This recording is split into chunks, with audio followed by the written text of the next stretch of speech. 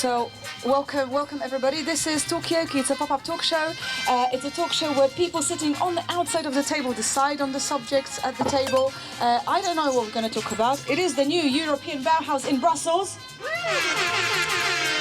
So subjects could be something to do with that, with the new European Bauhaus, but it might not be. It could be about the weather. It could be about what's in the bag. Could be about anything at all. But first of all, first things first, hello and welcome. Come and join us. My name is Margot. Who do we have here? Helena. We've got Helena. We've got this person over there. What's your name? What's your name? Patrick. Patrick, just say it on the mic. Hello. Patrick, welcome. Grab a seat. We've got Helena, we've got Patrick, we've got Francesco, welcome, and Mikey. And as I said, my name is Margot. This is Talkaoke. It's a pop-up talk show by the people speak all the way from London. These people, what are your names? What's your name? Chris, come and join us. And Bertie. Beautiful. Chris, Bertie, grab a seat as well. You don't have to sit together, but you could. There's plenty of seats. And we've got one person here. What's your name? Camille. Camille, welcome. So I'm going to try to do it again. Oh, you swap, just to confuse me. So, my name is Margot. I got that one. We've got Helena, we've got Chris, Bertie, Francesco, Patrick. We've got Mikey and Camille, and this is Talkaoke. It's a pop-up talk show. So the way it works, it's up to you guys to decide on the subject of the conversation. It's European Bauhaus, it's Brussels, it's raining. What do you guys want to talk about? Yeah. So it's a very trivial fact, but it is actually not raining anymore. It's because we are under a tree. So we're hearing the trickling of the drizzle from the tree. Okay, so don't be fooled. It's not actually raining. It's just the drizzle trickling from the tree. Thank you, Helena. Is it raining, Patrick? Is it raining? I believe it's raining a bit, yes. Yeah. But okay. I would like to raise an issue. It's about the stress of the park, the trees and the plants in the park. Mm-hmm. You know that in this park, which is an iconic park in Brussels, a lot of major events are taking place. I'm not talking about the new European Bauhaus, but a lot of festivals and festivities. Mm-hmm. And so a lot of people coming in the park, and I know some people who are in charge of maintenance of the park, and they are concerned about the stress of the plants and the trees. Okay, so the stress of the plants and the trees, particularly when they're quite old, right? I mean, Chris and Bertie, I mean, I don't know where you're coming from, but do you get any stressed trees where you from? We're from Bristol in England. Okay, I've heard of that place. Any old trees there? It's quite close to Glastonbury, and the local residents have the same issue. With Glastonbury Festival affects a lot of agriculture there with the fields, and it does a lot of damage to livestock places. Okay, I mean, are there any good ways to deal with stress when you are a tree? I mean, I guess humans, they've got a whole thing going on, anti-stress. But what about if you're a plant? Francesca, what do you think? I mean, do you have any plants? Yeah. Yes, I am a farmer myself. Ah, no way. Okay. I mean, do you get any complaints from your trees? I mean, what do you grow or? Yeah, we grow vegetables and fruits, and we have animals, so we are kind of a educational farm with a lot of different stuff. Okay, I mean, and what do you think about this maybe stressing the agriculture like it is near Glastonbury because of the festival? You, Patrick, mentioned festivals around here. What about the greenery? What about the park? Festivals are nice, but what's going on? How do you deal with it? And I'll come to you, Helena. Is that a problem where you do your farming? We practice regenerative agriculture. So what is that? Basically, it's a different way that differs a lot from conventional agriculture, which is going on nowadays, which is basically just extracting products from nature rather than have a regenerative approach and think about future generations. Okay, future generations, I can't even say it, regenerative approach to farming, slightly different to what the maybe mainstream in farming is right now. Helena, you had a point? Yeah. Well, it's a question actually. So, I mean, we're not trees, right? So how do we know that trees can feel stress? It's not all it's a genuine question to the crowd. Okay, so trees are feeling stressed. Is it similar like the humans? Are you stressed? No. No. How do you deal with stress? Come and tell me on the mic. Play games. Yeah? And I talk with friends and stuff. And that helps? Yes. Okay. And did you know that some of these trees here, they're quite old, but they're quite stressed? The trees here are stressed. Exactly. I mean, I'm like my mind is exploding as well. But come and join us if you like. It's a pop-up talk show. Oh, that's okay. School is important. Big up school. After school, you're welcome to join. So where were we? We were talking about what does it actually mean for nature, for trees to be stressed. Are you guys enjoying the nature? They seem quite tranquil. Is this similar, like the people feeling stressed? Well, I'm just wondering as well, because people talk about stress as if it's negative, but stress can be productive as well. Really? Like, especially for trees, because if you stress a fruit tree, it will actually produce more fruit. Really? Yeah. I mean, any particular fruit that's... Like, if you put a fruit tree... That's too controversial. Okay, controversial. Got too controversial. Let's get a final thought from you before you go. Yeah, Bertie as well. So Chris and Bertie, this is just like a very informal rule on Talkaoke. What's your final thought? Give us a final thought. What are you doing in Brussels? Are you here for the fruit? We're on our honeymoon. Ah!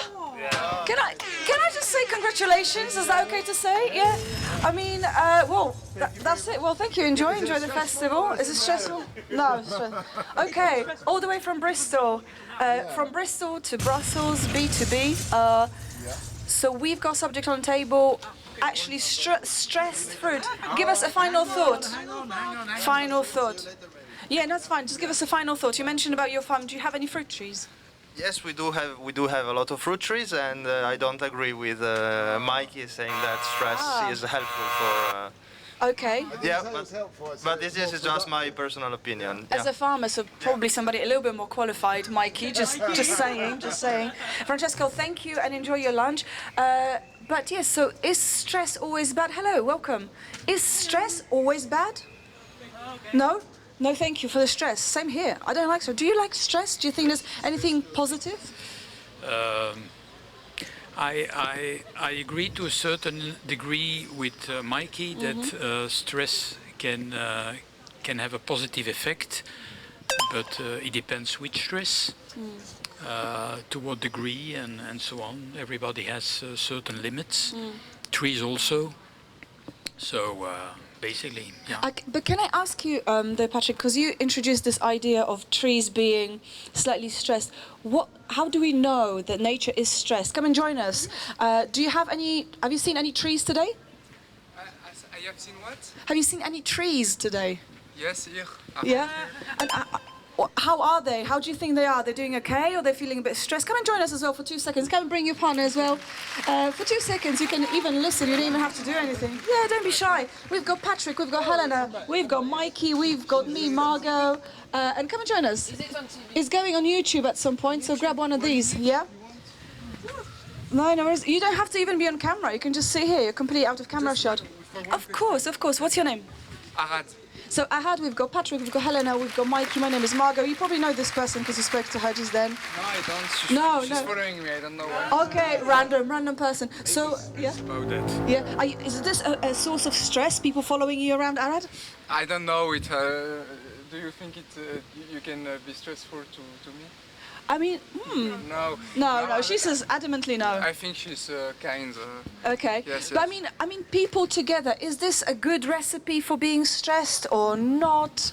Just earlier on, like about 10 minutes earlier, a pigeon was following me, actually. Oh, yeah? And I found it the opposite. I found it quite nice that the pigeon was following me.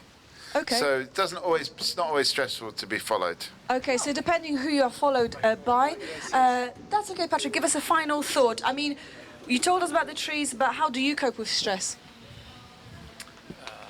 Myself. You mean myself? Yeah. Yeah, love, friends, being wondered about life. So basically that. Amazing. Are you involved in the European Bauhaus? No. You're just involved with the trees. Final thoughts. What are you doing? Thank you, Patrick. What are you doing here today? I want to go to the museum. Ah, okay. Is there anything in particular you want to see?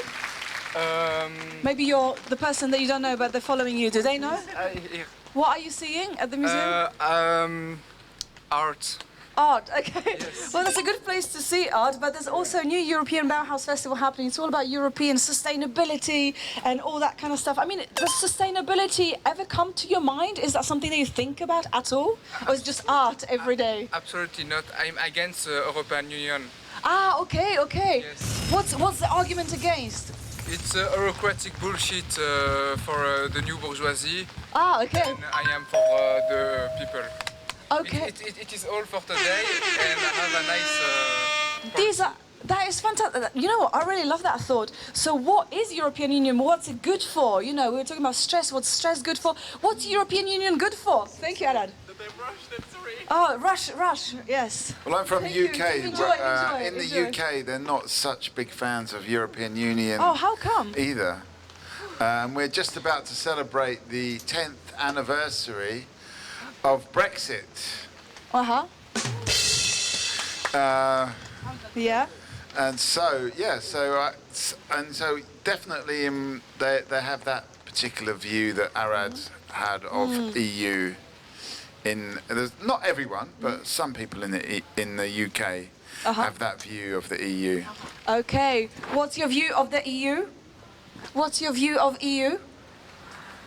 It doesn't even have to be about EU. This is Talkaoke. It's just a normal pop-up talk show. We just learned from Mikey that in the UK there will be a big celebration for the 10th anniversary of Britain exiting the European Union. Is it because Britain was under stress? They just kind of acted impulsively. What was it all about? Would you like to? Anyway. Yeah, I mean, I think it might have something to do with stress. You know, the reason that Britain left the EU, because was a lot of stress. There's still more stress probably now, 10 years later. There's probably more stress in Britain, and I think stress can lead to, let's say, poor decision making. Okay. Have you ever been stressed?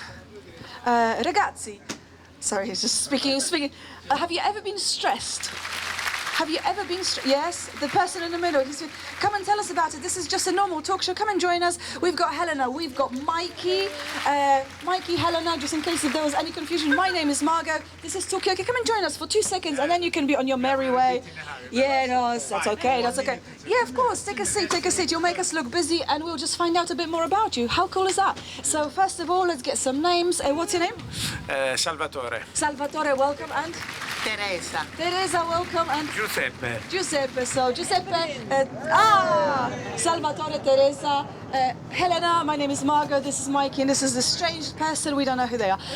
Do you want to say your name on the mic? Yes, I'm Evelyn. Evelyn, welcome. So here we are today, we are here part of the new European Bauhaus, the Festival of Sustainability, everything European, but we were just talking about stress, and we were just wondering, how do you cope with stress? Apparently these trees, they feel a bit of a stress from too many events happening in here. But also, Britain, we learned from Mikey, will be celebrating or being sad, I don't know, about leaving Britain. That happened 10 years ago. Sorry, leaving the EU. And the question here is, did they do it under stress? I don't know which countries you're from, but are you feeling the stress of being part of the European Union? Well, so my question is, so how do we know that the UK was feeling stressed? And like, were there like tells that were showing? I don't know. Were the people more upset about the European Union? What were like the telltale signs of their stress then? Okay, what upsets you about the European Union? I mean, are you even stressed? Like, which countries you're from anyway? I'm from Italy, and we are all from Italy. So Welcome. but ciao. I work in Brussels, so Okay. so yeah. I mean, In fact, I work for the European Union, so my sentiment is quite straightforward about. Yeah. Okay. So yeah, go on, Mikey. Because somebody just said, European Union is very bureaucratic and bourgeois. Therefore, this is not me, another No, person. somebody on the table, so Ed. therefore, I'm not a fan. Do you have any response to that? Is it bureaucratic and bourgeois? Okay. I mean, for me, it's difficult. Of course, I would defend my own house, but no, I think there is much more than that. I think there is. I don't know. I wouldn't. I wouldn't live in any other place than Europe. I feel that there is something really precious to you, no? Which are its own values. Of course, I mean the administration. We are coping with. of course, we try to create commonalities between very different nations that have different history. And we try to do to our best. There are a lot of challenges, but I wouldn't say bureaucratic. I mean, of course, it's big. It's we are going through difficult times. Problems are always complicated because sometimes people also think that things are simple and there are simple solutions. That is not always the case. So they tend to associate sometimes complexity with bureaucracy. Okay, so maybe that's. And that's of course, finding commonalities to complex problems, common solutions. Sorry, to complex problems is not always the easiest things. So. Okay. So this is really interesting because we're getting a view from you from the inside of the being part of the European Union apparatus, shall we say?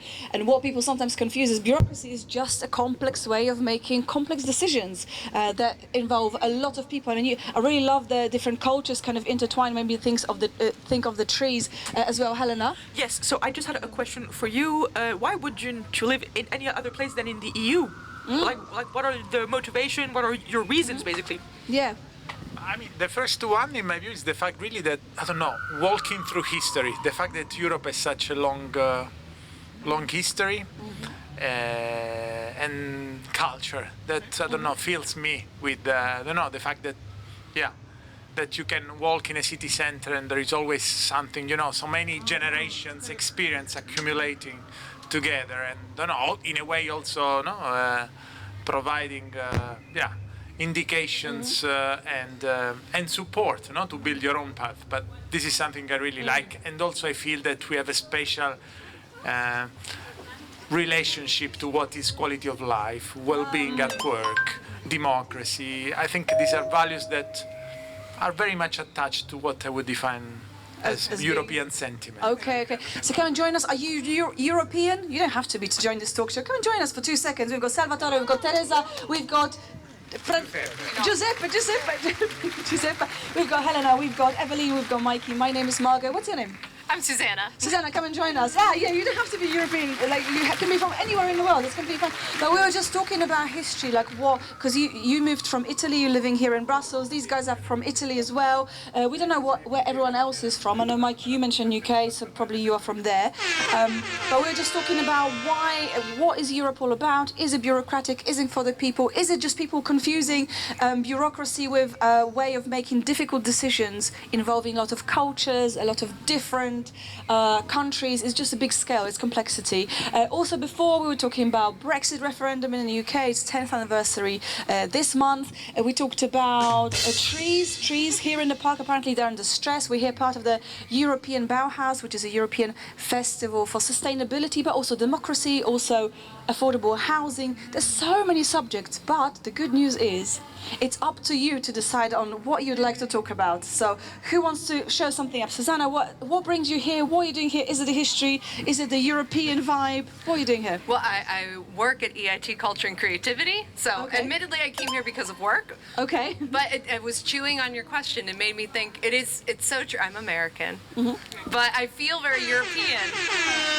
And I'm married to a guy from Belfast, so I deeply feel the Brexit. Okay. But it's something I struggle a lot with, that I would love to have European citizenship. Unfortunately, with the Netherlands, that's harder to do. So it makes me confront at how much I feel it in my spirit versus what paper says. Okay. So feeling European despite the fact that you are from America, but also, just a kind of yearning, just like maybe alignment with the European way of living. You mentioned about the values, the democracy, well, history, of course, but democracy and the way we work, we live together. Can you long for something that's not part of your culture originally? I mean, I'm just assuming that, yeah. Well, Britain is a specialist at taking things from other cultures and calling it British. That's basically the British way. So I think it's great to appropriate other cultures. Obviously, it's good to credit them and actually give credit. I think for me, maybe the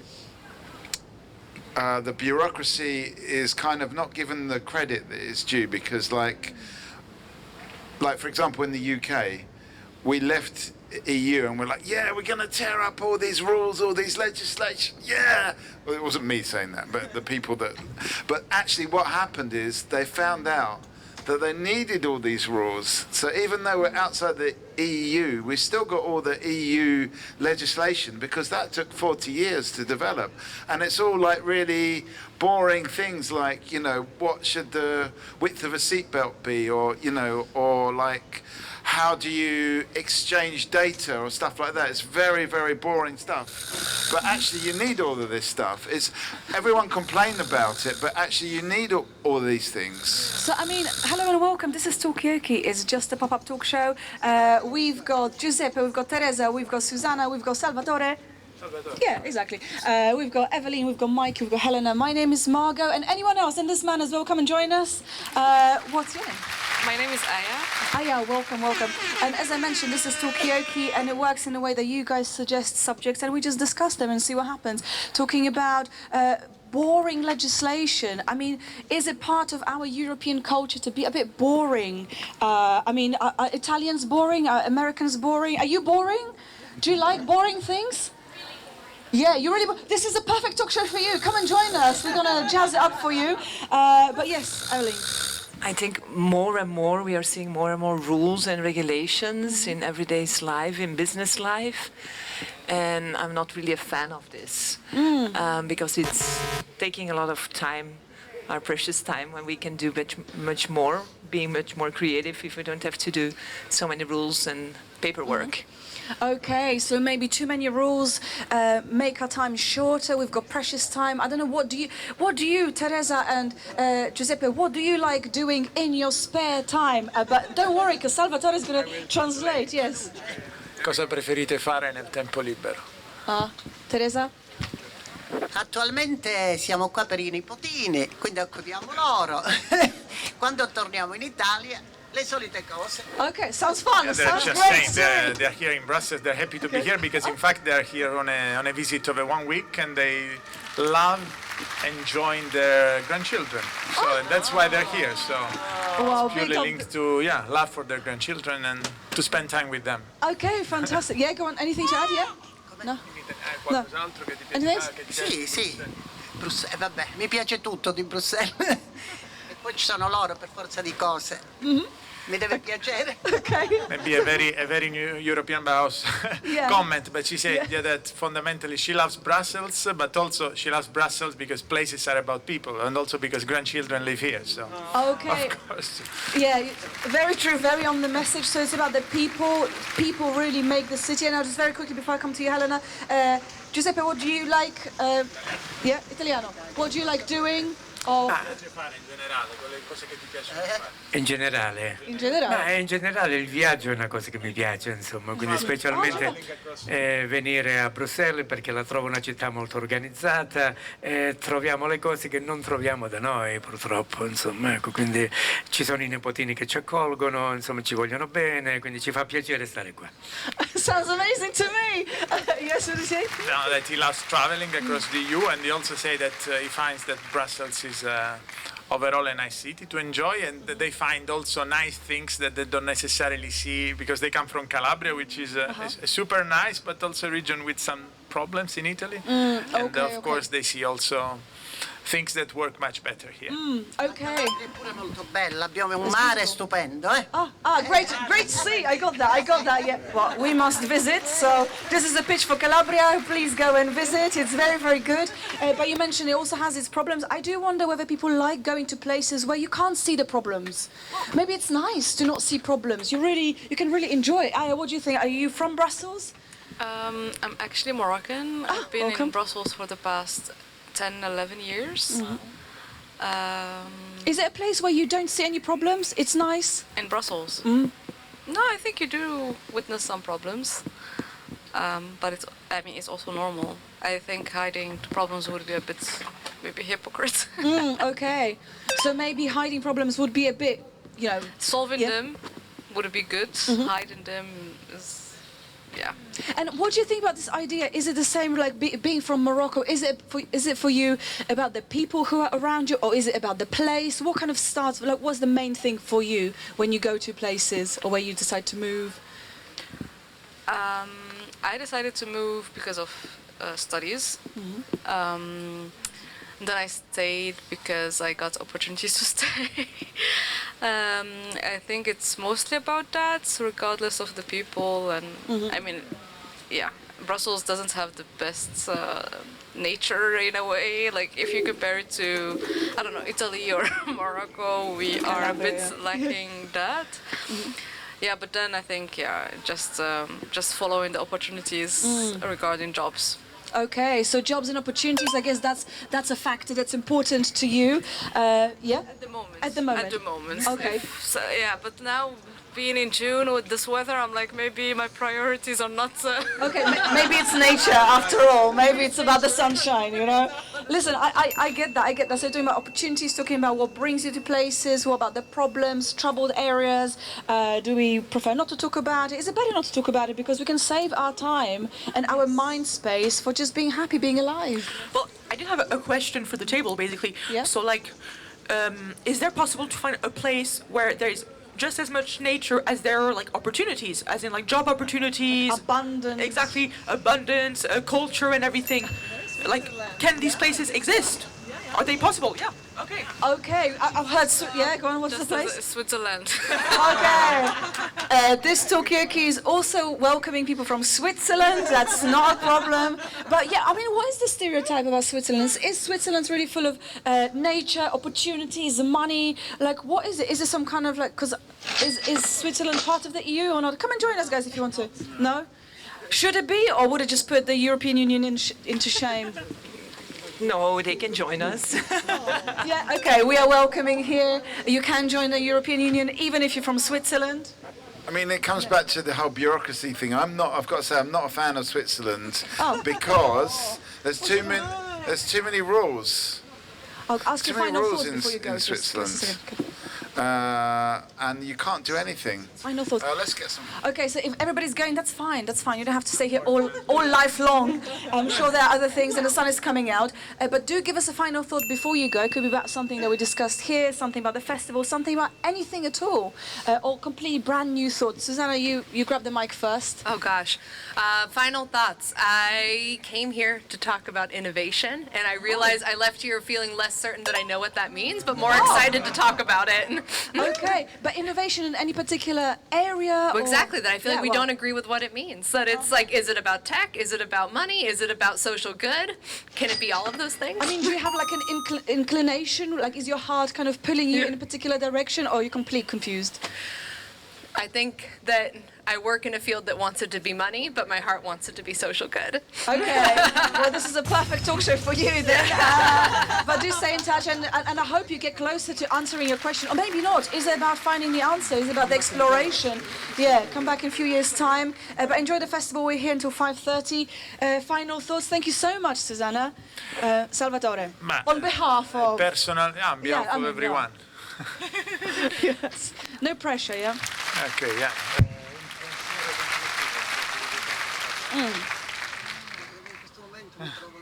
No, have a think. There's no stress. It could be, yeah. Maybe I think one issue they often raise is I don't know how we could bring more Europe to regions that are, let's say, more far from it. Like they come from Calabria is quite far away, not as far as Morocco, but it's relatively far away. So maybe that's one of the biggest challenges, no? But can to I make ask sure that you- all these European values and what Europe is can be brought to those places. But can I just very quickly ask you, because I've never it's, been to Calabria. We're doing a lot already, but Yeah, right. I mean, what are there any particular kind of values of Calabria which are not compatible with the European ones that need to be fixed, Europeanized? I'm just curious. I can ask them also. But Yeah? You can ask them. I don't know. about- It's not yeah. okay. No, yeah, No, you no, can no, continue. But that No, was no, a bit no, of an you- open question. But the idea It's is a huge question as well. I don't think there are incompatible values. I think it's just that there are maybe more pronounced problems, economic issues. People can less easily find a job, and maybe that they would like to get more responses from their own government and national level, but maybe also from the European government. So this is, of course, a personal thought and the thought from them. But this is more of an open question, how we can... Yeah, right. I mean, you know, we love open questions because then you don't have a definite answer. And we're not here after, like, the correct answer. For us, it's about the exploration. So this is really, really great. So maybe more opportunities. We're talking about the opportunities that come with being in Brussels, the trees, the Switzerlandization of the European Union in terms of opportunities. Come and join us. Great umbrella. This qualifies you to join us. But thank you so much for staying. And Aya, any final thoughts? What are you going to do? Do you think you'll be staying? Will you be moving closer to the park? So great. Grazie mille. Thank you. Thank you. Enjoy your grandchildren. Take care. Yeah, for Ciao, now ciao. I'm staying. Let's see. I don't Will know. you move closer to the park though, just to be a little bit closer to nature? I think I am already close to the park. Oh, yeah, I okay, live great. near Josaphat, so that's but yeah, I think maybe I need to bring some stuff from the south, like the sun. Okay. And the warmth and yeah, but Can I ask you about this idea? Because obviously you've lived here for 10 years now. I'm sure you're picking up on these kind of like this idea of like European values or European way of doing things. How does that compare to reality in Morocco? What's happening there? What's society like there? big question. Yeah, sorry, I only have the big ones today. I think it depends on what. If I think about like how we deal with work and stuff, it's very different. Sometimes I have the feeling that here our life depends on jobs and work and professional status and so on. Whereas maybe in Morocco, yeah, there's a huge part of that, but there's also a huge part of family, yeah, of social and helping people and so on. That maybe is a bit, yeah, missing here. But that's about it. I mean, that's about it. No, but that's it. Yeah, there's a bunch more things. But I have a workshop actually, and I don't want to be late. Are you leading it? Or no, you I'm not leading. I'm okay, just what's the workshop? Can you just tell us very quickly? It's actually a friend of mine. We're both architects, urbanists. So it's gonna be about public space, I guess. Okay. Okay, so maybe public spaces which accommodate more spending time together as a family, just not work, just chilling out. But it's really great to get an insight from Morocco, and I know this is like a really tiny version, but it sounds really interesting. So are we kind of job obsessed? Is our life just revolving around jobs? What about free time? What about quality of life? Supposedly we do it well in Europe, but do we? Thank you so much, Aya. We're here till 5:30, so enjoy your workshop. Mikey, I mean, is it all about work for you? How important is work in your life? Well, yes and no. You know, it's definitely not about the money, but it is about the work. Donuts. About the donuts. Yeah, exactly. Yeah, you know. So I think it's more about a kind of vocation. Oh, look at this, on message. Oh, very on message. Wow. Sorry, I'm just really distracted by the donuts. Come and join us as well. This is a donut of chat. We've got some real donuts to eat, but it's all about a conversation. Are you enjoying the nature of this park? Oh, Italy. Ciao. Come stai? Maybe a bit of Italian, Polish. We can do French. English, a little bit. No, maybe not. Yeah, go on.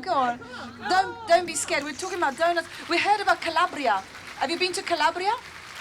Have you heard about Calabria? Sicilia. Ah, beautiful. I have been to Sicilia. What's it like? Why are you here? What brings you here? Yeah, come on. Yeah, he will. He's gonna translate. Hello and welcome to Talkaoke. We've got Helena, we've got Evelyn, we've got Mikey. My name is Margot. This is Talkaoke. It's just a pop-up talk show, and there's some time. I don't know. Do you want to share one? Have half of it. But first of all, tell me your name. Francesco. Hi. Francesco, welcome, Francesco. And who do we have here? What's your name? Katy, welcome, and Pietro, Katy, Francesco, Helena. Evelyn, Mikey and Margot. And this is Talkaoke. Grab a seat. You can share this donut. It's completely fine. It kind of rhymes with the shape of this table. But right now, Helena, you've got something to say. So I really wanted to say that I just think that it's so fun that the donuts are exactly like the Talkaoke. It's very like like this is the object, this is the inspiration. Yes, And it's so- the edible form of the conversation. Exactly, it's the edible form of the conversation, which leads me to think: do we sometimes like build, buildings and like monuments that are like shaped like things that we like like the Talkaoke, like donuts? Like, for example, is the Eiffel Tower based on something in particular? Yeah. Any body part or anything? Exactly. Yes.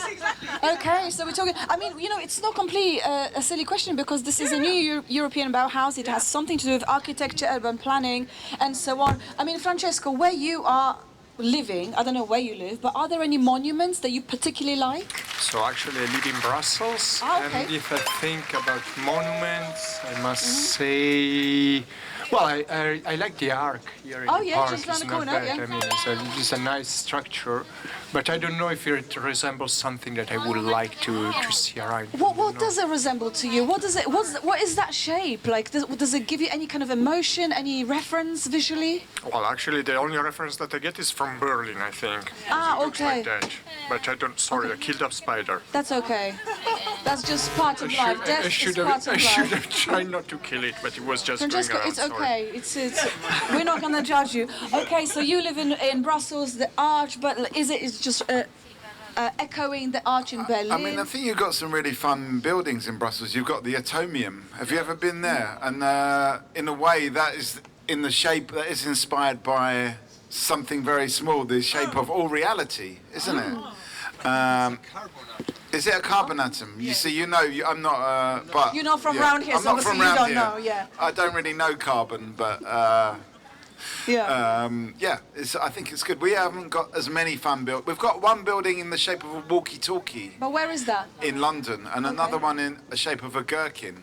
Where the gherkin maybe was designed by somebody that likes It was gherkin. Polish or yeah, maybe it was a something like that, Polish, yeah. or at least a Slavic architect. Okay. So are we building buildings in the shape of things that we like? I mean, Il treno che dobbiamo partire, quindi volevamo salutare perché siamo in... Catch a train. Okay. Oh, you're catching a train. That's okay. Give us some final thought. What do you think of Brussels? Do you have favorite buildings? Come and join us as well. We're here just for a little bit. Se vi piace Bruxelles. Yeah. Bruxelles o no? Siamo arrivati stamattina, quindi abbiamo visto poco. Yes, they just Okay. got here this morning, so they didn't have much time to look around. Okay. And what do you think of this park? This park is okay? Sì, Park di Lussemburgo, poi cosa abbiamo visto? Il Parlamento Europeo. Oh, Parlamento. Okay, big buildings then. Poi come si chiama la statua, quella che fa la pipì, come si chiama? Okay. Oh, yeah. That's a nice little monument, isn't it? Grand Place, vero? Okay. So you've not been here long, but you've seen quite a lot of stuff. That has to be said. Santa Yeah. Caterina, Church Santa Caterina, Caterina. okay. Io Caterina. Oh, okay. Of course. You go and check it out. See if it's good. It's very important. To Italy now. Yeah. Yeah, and now Paris. Paris. Okay. So Eiffel Tower, back to them. Yes, beautiful. Okay, so Paris. Well, listen, have a lovely time on your travels. Enjoy Paris. Enjoy the St. Caterina's Church. And thank you so much for staying. And yes, enjoy yourselves. Thank you and goodbye. Take care. Bye-bye. Ciao. Okay, come and join us as well. What's your favorite building? Because we've got the arches, which is, it's easy because it's around the corner. For Helena, we don't know what's your favorite one, but for Mikey's the Atomium in here. Well, you like it. It's not your favorite, but you like it. And you mentioned about the Gherkin building in London. But meanwhile, welcome to Talkaoke. My name is Margot. We've got Mikey, Evelyn, we've got Francesco, we've got Helena, and what is your name? Alessandra. Alessandra, welcome. From Italy? Okay, this is very Italian hour, it seems. But we're just talking about, do we build buildings in shapes that we like? Is the Gherkin in London built by someone who likes gherkin? Yeah, What's a gherkin? What's a gherkin? Gherkin is okay. it's like a pickled cucumber. You have such a building? We have a gherkin-shaped building. It's not green, but it's gherkin-shaped. Okay. Right, and you knew about this? Yes. What? But if we talk about London, I like the Shard. Better. Oh, the Shard. You've seen it, yeah? Okay, because we were trying to understand also what different buildings make us feel. Come and join us as well. What's your favorite building? Because for Francesco, we were just trying to analyze what do these arches make you feel like? What do they, Do you have a particular feeling about the Shard? What does it make you feel? Which building is that? Which one is that? Yeah, and maybe describe it a bit. The Shard, it's a very tall skyscraper in the shape of a shard, like from, a shard is when wood hit your your finger. Yeah. Yeah. So it was made by an architect from my hometown, so I'm very proud of that. Oh, what is your hometown? Genoa. Genoa, okay. So is it that kind of personal connection or personal, location connection that made this building stand out? Yeah, I would say that, yes. Okay, are you an architect yourself? No, I'm not. Okay, you just admire buildings. Well, I like this one in particular. Okay. So the Shard, yes? For me, it would actually be the Eiffel Tower. So. Oh, it would be, okay. Yeah. And so when I was a child, I had a very privileged childhood because when my parents would drive me to school, we would always drive by the Eiffel Tower. So I would always say "Hello, Eiffel Tower." And actually, when I got a bit older, my room had a view giving to the Eiffel Tower. So I would say "Good night, Eiffel Tower." But all of this to say that I think that it's very it's very interesting how we get attached to buildings. Why do we get attached to buildings though? Because they're not people. They're things. Okay, so hello and welcome. Do you have a favorite building?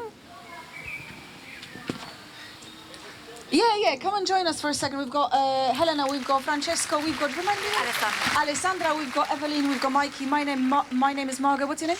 My name is Andre. Andre, welcome. And who's over there with you? This is Fuji. Fuji, love Fuji. It doesn't matter what he says or doesn't say. Love it. So we're talking about favorite buildings. For Helena is Eiffel Tower, but also there's a question. Is it normal to have emotions and feelings about buildings? So favorite building, maybe first of all. Absolutely, it invokes a lot of emotions. I live right by this park, and I see the Arc here, the Arc of Triumph on the other side, and literally it makes me happy every day to look at it. Okay, so is the emotion happiness, and why? Yeah. It's grand. It has nice proportions. It has history. It kind of embodies this whole park and this whole neighborhood in Brussels. Okay. Yeah. Probably because I ran the 20K of Brussels, and I mean, so when you come up the hill and you see it, you're like, okay, it's the finish line. But then it's so long getting there because it's too big. It's like the Eiffel Tower in Paris. I mean, you see it from abroad, from afar, and you say, it's not that far. I can walk so far, and then it takes forever. It's okay. So it's like a false hope. I mean, okay, so we've got the Arc, but congratulations on completing your run as well. Quite years ago now. I didn't do it this year, but listen, you could for the half marathon some years ago. It's a long uphill through Woluwe. Yeah. Okay. So we've got the Arc and kind of the hope, the promise of the ultimate triumph. But it's hard. I mean, is this a metaphor of life? Is this the kind of power of this architectural thing? Alexander, what do you think? Yes. Is architecture some kind of symbolic of the human struggle? Possibly, yeah. Yeah. But also victory and yeah. I don't know. Yeah, I mean, what a question. I know. It's Friday afternoon. Who knew we're going to be discussing this? It can be that it's kind of a promise of a city, of a majestic life, or I mean, they go towards the sky sometimes, a lot of times they're so nice to see from. So can be also linked to the promise of a city and a new life, and I don't know. Okay, promise of new life. Okay, fantastic. So welcome to a new face around the table. So this is Talkaoke. It's just a normal pop-up talk show. And if people have to go, that's fine. Just give us a final thought. But before you go, I'm just going to get a round of names. So my name is Margot, and just say your name. Mikey. Evelyn. Alessandra. Andre. Francesco. Jan. Helena. And my name is Margot, as I said, and this is Talkaoke. We're just talking about architecture. What does it make you feel? Is the Arc some kind of representative of the human effort and the struggle and the triumph? Is it a metaphor of life? All the feelings that we have about buildings. And is it about buildings? Is it about the people in the place that make it really home? And yes, so something else that you said that was beautiful. It's about promise of the new life when you are arriving somewhere, city or a landscape landmark. Alessandra, you're going. Yes, thank you. What are you going to say? At this moment, I really enjoyed this chat. You did? Yes, I did. Well, that's good. That's very, very good. I mean, do you have any final thoughts, any questions, any thoughts? It doesn't even have to be connected to anything that we discussed. Thank you. Have a good day. Okay, well listen, we'll look out for you in London when you come and visit the Shard, your favourite building from the Genoa architect. Thank you so much. So here we are. Jan, do you have a favourite building or favourite city? What? Do you live in Brussels? I live in Brussels. I just came back from Vienna, and I'm going to Szczecin next week. So you see, it's a full week. Or Szczecin in which country is that? Szczecin, that's in Poland. Okay. Okay. So I mean, have you ever been to Szczecin before? I mean, how is it going to compare? Is Vienna and Brussels like comparable? Are there any similarities? Where do you feel more at home?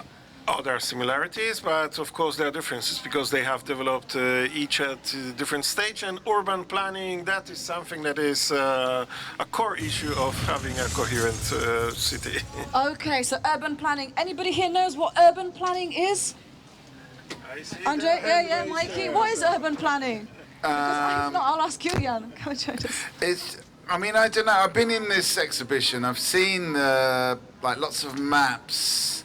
Oh yeah. And lots of zones and lots of little models. But you know, I do wonder with the urban planning, like there's not that sort of. Where's the vision with the urban planning? That's my question, really. Okay. You know, to me, it's a little bit. You know, you go in there and it's just a little bit.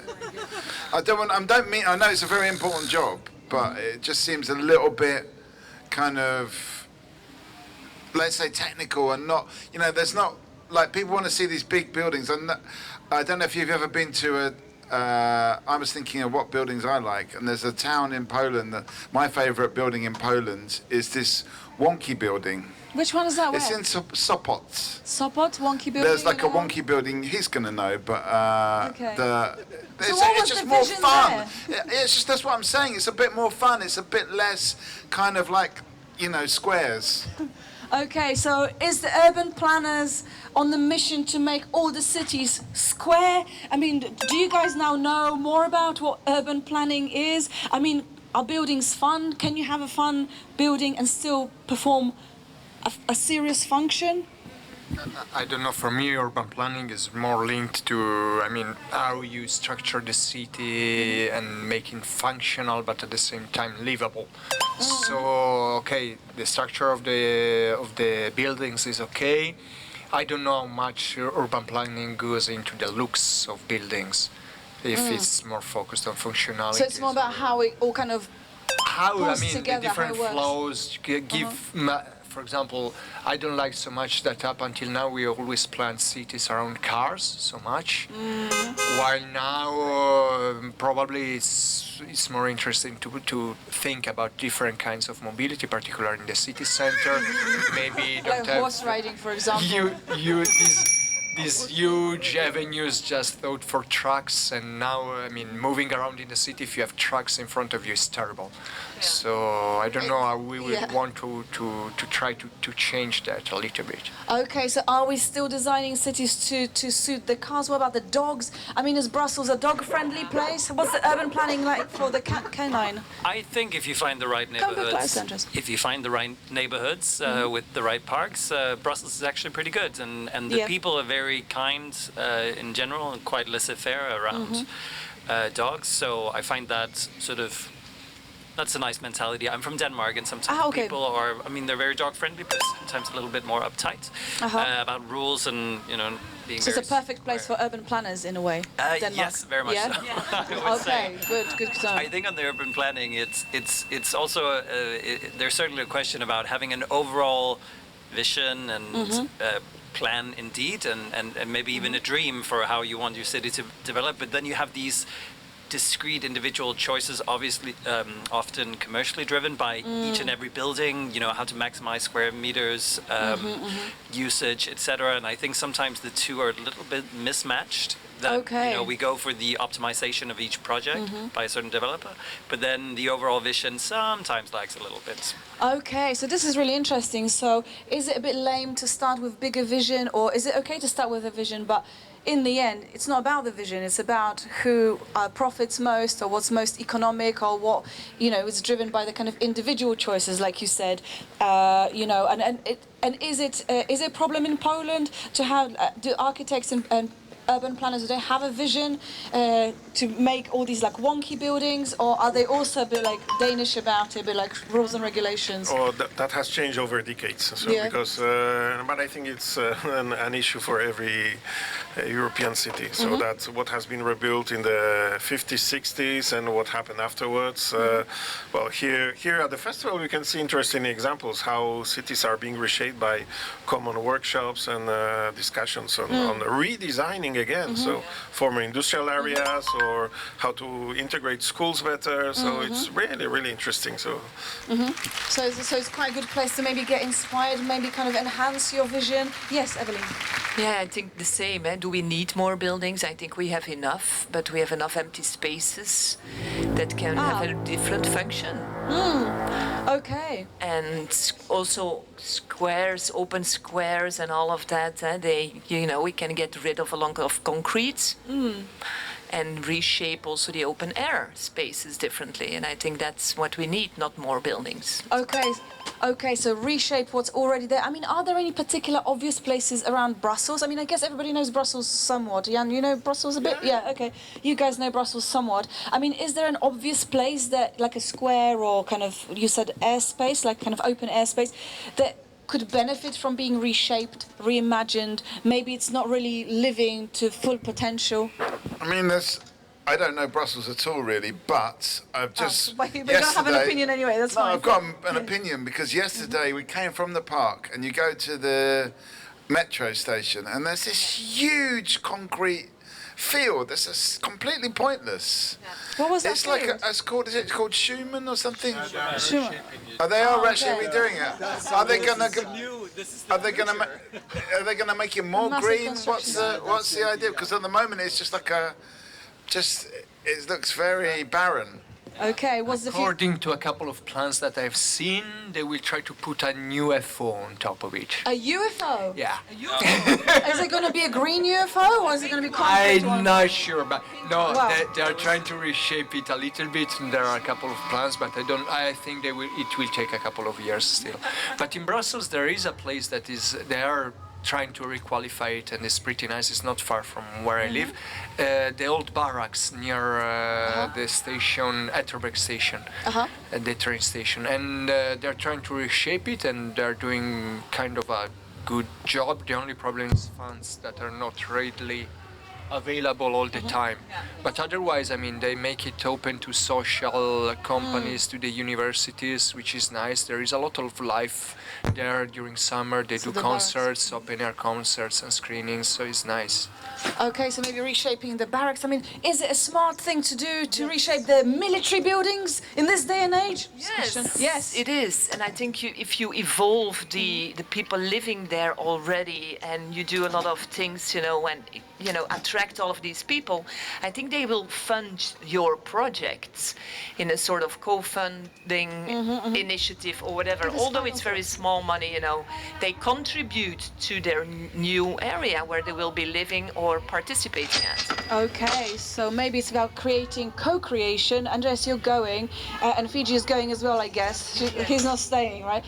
What's your final thought? Give us a final thought. It could be about anything that we discussed. Any ideas for maybe redeveloping Brussels? But maybe, you're from Denmark, so how is it all looking there? Any places need the redevelopment? Denmark. I'm sure I could find. It's boring. That's what they say about Denmark. They say it's boring. Okay, controversial. Come and join us. Well, I'm guys. from Copenhagen. I think we got some things going on a little bit more innovative. I think we need to dream more. Dream bigger and dare to dream. I think it starts from having a vision.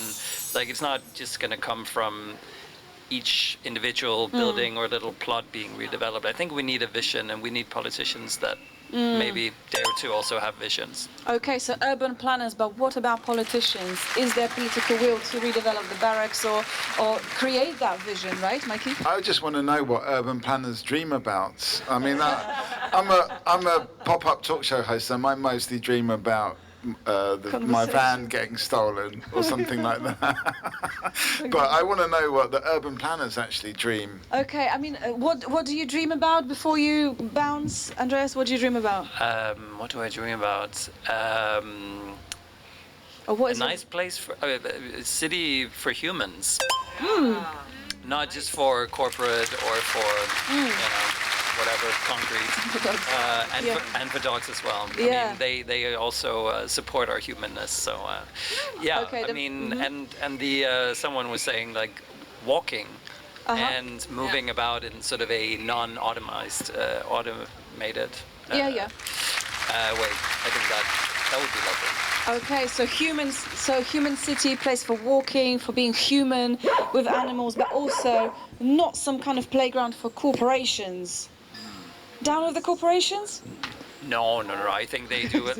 Hey guys, that would be a revolution right here. I think capitalism Steady is on. done as well in general, but I think we can also curb maybe the excesses and also make it a bit more democratic. Okay, democratic. That's not come up, but we heard about politics. Thank you so much. Thank you. You started putting your rucksack on. Are you worried it's going to get I stolen, have or? to go and check where the others are, but I will take back my son, I think, to this thing before we finish up, so you can talk about tournaments about silly animals. Oh, if you want. Okay, yeah. Listen, we're going to weave everything in. It will be fun, but I will have to check if he wants to come later. Listen, you just check it out, but give us a final thought. Final thought about what I dream about, or what? Dream about, and what do you think about this idea? Currently, of, I'm dreaming about sleeping a whole night since I have 2 kids. So okay. I'm not sleeping a whole night since a lot of time. I mean, can my you? main dream. But you got the children, and then you go for a sleep. Yeah. And then you come and pick them up, and they will entertain your children. Yeah, exactly. For Go the rest have of an the nap. afternoon. Yeah, there's lovely grass there, so we are here to support your family unit. No worries. But thank you for sticking around, and hopefully see you soon with your children. So thank you so much. So talking about dreaming, I mean, is dreaming just a bit lame? Is it just like really impractical, Helena? Well, so it's kind of linked to dreaming, but like, so we were mentioning about co-creation earlier on, which is a term that I've heard a lot in the arts, as in like, to co-create with the participants, but firstly, well, what does it concretely mean? And secondly, couldn't we co-create in every areas of life? So like in urban planning, I don't know, in building planning, in bakery making, I don't know. Yeah, all these things. Yes, Jan, you're saying definite yes, or tak, as we like to say in Poland. Yes. Well, no. Not only that, but because I have seen a lot of examples here inside other festivals, and it was incredible to see the areas where people cooperate. So it's really from building design, then from projects. There was some arts and scientists. So. A lot. So it is possible. So it's just a question of having your eyes open and being open to it. I mean, in your day-to-day, I don't know what you do, but maybe you are an urban planner, but do you get enough space for co-creation, for fun, for dreaming? Come and join us. Have you ever had a dream? Have you ever had a dream? Do you dream? We will never know. This could be a dream. I know you. But yeah. Ah, yes, you know me too. Ah, yeah, he's in know events as well. Yeah. Oh, conferences? Not anymore. Not anymore. I What know did you Jan do from then before? LinkedIn. Where do I know you from? From events and conferences. But that's past life. But maybe we'll find out. I deal now with inland waterways. So waterways. so waterways are very important in cities. So you see how do you design cities around them? It's important. So our Danish friends has left, but they do it quite well. So we see cities in Europe which have also done it well. My hometown, Warsaw, has still a sand beach, so where people gather around. So there you have other places which have turned off the rivers and channels, but But they get more and more attention at the rivers these days. I was in Munich. There you have the Ada. It's the Dakota River, and then they're surfing on the rivers, and cities are turning their rivers into really. Sports for sports activities and all kinds of things. For swimming, outdoor swimming. It's all in the lift, I would say, or in the elevator. Okay. So the rivers. Do you have a favorite river? Have you seen a river? Is there a river in Brussels, by the way? Yeah. I was just going to ask. There's a canal, yeah. Oh, yes. But I think I don't know what you think, Jan, but that canal there could be a lot more going on the canal through Brussels. It just seems to be. We went past it. We walked over it, and it was. Yeah, there was but I nothing just pretend going I've got no knowledge or no opinions. You wearing a blue jacket? Is it inspired by a river? No. She just flew away. But yes, so could there be something done more with the canal? But is actually surfing and using the river for leisure, is that good for the river? Are we just too kind of human and fun centric? Should we be more river centric? We should. Well, no, we But should. how? Well, you can combine nature, how to preserve nature, and also the other human activities. So this is all feasible. And just question of, we have now enough scientists to calculate everything. Exactly. So and how to make it feasible. So we can just feed them the ideas, the vision, and they can work it out. As scientists, any scientists around here? Self-proclaimed scientists? No, no. Oh, Helena. So I'm not a self-proclaimed scientist, Hey. but surprise! Yeah, I had no idea. Really? Really? What told you off? What? So basically, no. But I do think that it's a shame that sciences and arts are so separated. That's my point, because I think that that scientists can be artists, and that artists are also scientists. Okay, so art and science, are they really separated? Have you ever seen a river? Have you seen the river in Brussels? No. Is there a river? There's a canal. Have you seen it? Yeah? What do you think of it? Come and join us for 2 seconds. This is Talkaoke. It's just a normal talk show. We've got Helena, we've got Jan, we've got Evelyn, we've got Mikey, we've got me, Margot, and this person who walked past at least second time, and maybe third time she'll sit down. What are your names? What's your name? Hi, my name is Sergio. Sergio, welcome, and? Maureen, come and grab a seat just for a second. You can sit here. This is my bag, but you're welcome to sit there. We were talking about urban planning being a bit like just a really dry, boring thing to do, but quite necessary. Then we were talking about how do we think about cities? Is it about the people? Is it about how they're organized? Is it about your favorite building? And then Jan here, you work in waterways, right? So what about rivers? What about canals? What about how we treat water in our lives? And also we're talking about dreaming big. You know, people have dreams. I don't know if you guys have any dreams. Have you ever dreamt about something? But yeah, are the people who are planning and organizing the cities, are they dreaming big, or is it all about corporate interest? And anything else that you want to talk about? Any views, any things? Yes? I think, with the canal, I also have a canal in the place where I live, and I'm dreaming about, everybody jumping in the canal. And it's, there is probably place and room for that to do so, and an interest, but why are we not doing that? Why? It's a fine question. Why are we not using this more during summertime? At 8 o'clock there is no more traffic on this canal from 8 o'clock in the evening. And you are allowed to take some floating objects and to sit in a floating boat, but nobody is hardly doing it, or nobody is doing it. Okay, so we've got, welcome to Talkaoke. Have you ever been jumping into a canal? Have you ever jumped into a river? No. Okay, well sit down. We'll give you a tutorial quickly. So yeah, let's just do a round of names. This is Talkaoke. It's just a normal pop-up talk show. These guys have seen the canal. Yes, go on, Sergio. I think that architects should go and dive into the canal. They should. I completely think agree. that they should Architects. all take that leap of faith, and they should go down the stream to the sea, become castaways, and stop doing urbanism.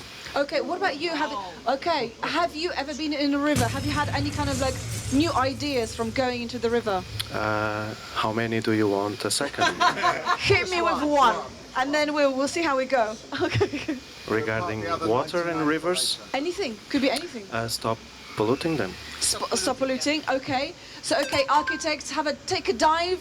Come up with some better ideas to use your time. No, stop giving ideas. Stop giving ideas. Okay. Keep the ideas small. Yeah. We've heard enough. Okay. Manageable, practical, and pragmatic. There you go. Okay, let's get real and stop polluting the rivers, guys. Have you ever polluted a river? Have you ever seen a river? Yeah, Mikey? Well, I mean, I come from London, as I've already mentioned, but we had this canal in London. I literally live on the canal. And when I moved there 25 years ago, there was nothing on that canal. It was just floating debris, rubbish. And now there's, where I live, there's 2 rows of boats, people living on the boats. So you can't see the canal. You can't really see the canal. And they have a festival on the canal, so it's much more used. But I think the only thing that happened to make it more used was the price of housing went up. So people started going, oh, we can live on a boat and it's cheap. But before then, it was actually a very dangerous place to be, which is why I got my flat for very cheap. But now it's like the opposite. Okay. So, is this an open offer to? No, I'm just interested. Like, what happens to actually change the view of the canal from like a no-go zone to a fun place where everyone wants to live? Okay, is money got anything to do with it? Is making an area a bit more kind of affluent? Does that change how we relate to natural landscape as well? Are architects having too many ideas? Are poor people having not enough ideas for the canal? Just throwing rubbish in, polluting the river? Maureen even. Maureen, do you have any takes on this? Any of this? So I'm working, we have Canal du Midi in France, the huge one, okay. So the interesting thing about it is that it's never finished. It's unfinished and will probably never be, and it's leaking, and it works because it leaks and because it also creates like tons of other areas like biodiversity, watersheds around it because of the leaks, because of everything that is non-man controlled. And the strong point of what the canal is becoming and what it is today used to work for industries and everything. It's not anymore. It's like leisure. But the power it has, the robustness it has, comes from leaking, not being finished, not being perfect, not being performant. So it's not efficient, and this is why it works and why people like it and why it's actually becoming something each society can apply its model on. So in a way, I really love that point, because in a way you're saying like this imperfect architecture, the leaking actually is creating more opportunities. Are architects just too much of perfectionists? Should they just like chill out, just do a really rubbish job because actually they'll be doing a really good job? Is that going to be just a bit too difficult for their ego? I mean, what about biodiversity? Yeah, I mean, this is I really love that. So that's a big I hate over-planning. Over-planning. Have you ever over-planned anything in your life? No, never. Okay. Under-plan and over-deliver. Yes. The commissioner who's just arriving, so for the final speech. You know what? I had a feeling it's someone important because we had to move our van at 9:15 sharp, and then you see these big Mercs just pulling up, and then it's not 9:15. Last time I checked. Yeah. Okay. So what are they going to talk about? That I need to check in person going there. I mean, should they be actually doing the keynote here? I mean, you know, we are the spillover from the main festival. I mean, we are part of the festival, but we're not indoors. We're really on the outskirts, Sergio. As a matter of fact, I think that we are natural leakers, so we leak all the time. Yeah. And I think we should dedicate ourselves to more imperfect architecture, imperfect thoughts, imperfect ideas, because they're the best ones. Yeah, that's where you really have some opportunities. Helena and then Mikey? Well, yes, I mean, whilst I do agree with you, I would say that I do think that striving for perfection is not necessarily the best thing, but looking for the best question, for an even better question, for an even better idea, that's important, I think. So finding a better question, welcome. You don't know what this is, but don't worry, I'll explain. This is Talkaoke. It's just a normal pop-up talk show. We are the kind of spillover from the main festival. We're not with the main commissioner, the European commissioner. She just came in. Yeah, she just came in. So we're not with her, but we're just wondering, should she be doing her address here? That's just one question. Yeah, absolutely. Yeah? Well, you have a pink donut. I mean, Well, exactly. Who can resist such a... That's exactly my point. Somebody needs to tell her that we are here, but welcome. This is Talkaoke. So we've got Jan, we've got Helena, we've got Maureen, like Maureen, but Maureen. We've got Sergio, we've got Mikey, we've got Evelyn. My name is Margot. What's your name? I'm Rolf. Rolf, welcome. So this is a talk show where people decide on what we're talking about. We're talking about the leaky canal in France that people really love. It's imperfect, but that's the essence of humanity. It creates different opportunities for biodiversity, for ideas. And are architects and urban planners just too obsessed with detail and perfection? Should we underplan and over-deliver in the ways that we can't imagine? Because you're saying, let's be imperfect. Let's just embrace the imperfection, Ralph. So. I totally agree. I think it's Yeah? a curse of architectural education, this emphasis on control and mastery, as opposed to negotiation, a sort of more ethical relationship with architectural materials. So that requires a certain humility. It means taking the ego out of the equation and finding a better way of negotiating a relationship with the materials, because architecture is the largest polluter, the largest emitter of CO2. So it has a very strong deficit in terms of its ethical responsibility. So I'm really glad that you're raising these questions. Okay, I mean, can I just ask you, just press you a little bit on this? Like, you seem to know a little bit about architecture. I had no idea about it being a big polluter, but we were talking about polluting the rivers, but not by architects in particular. But how come you know so much about architecture? I'm not a trained architect, but I've worked many years in architecture. I've been developing research, artistic research and architectural practice-based research, including here in Belgium and in Sweden and elsewhere. Oh, Sweden. Okay. So this is a perfect talk show for you, because everybody here has got such interesting perspectives, and somehow new person that comes in, they always bring something that ties into something we talked about. So this is absolutely brilliant. But what do people think about this? I mean, we talked about collaboration, cooperation. Could artists be a little bit less egotistic?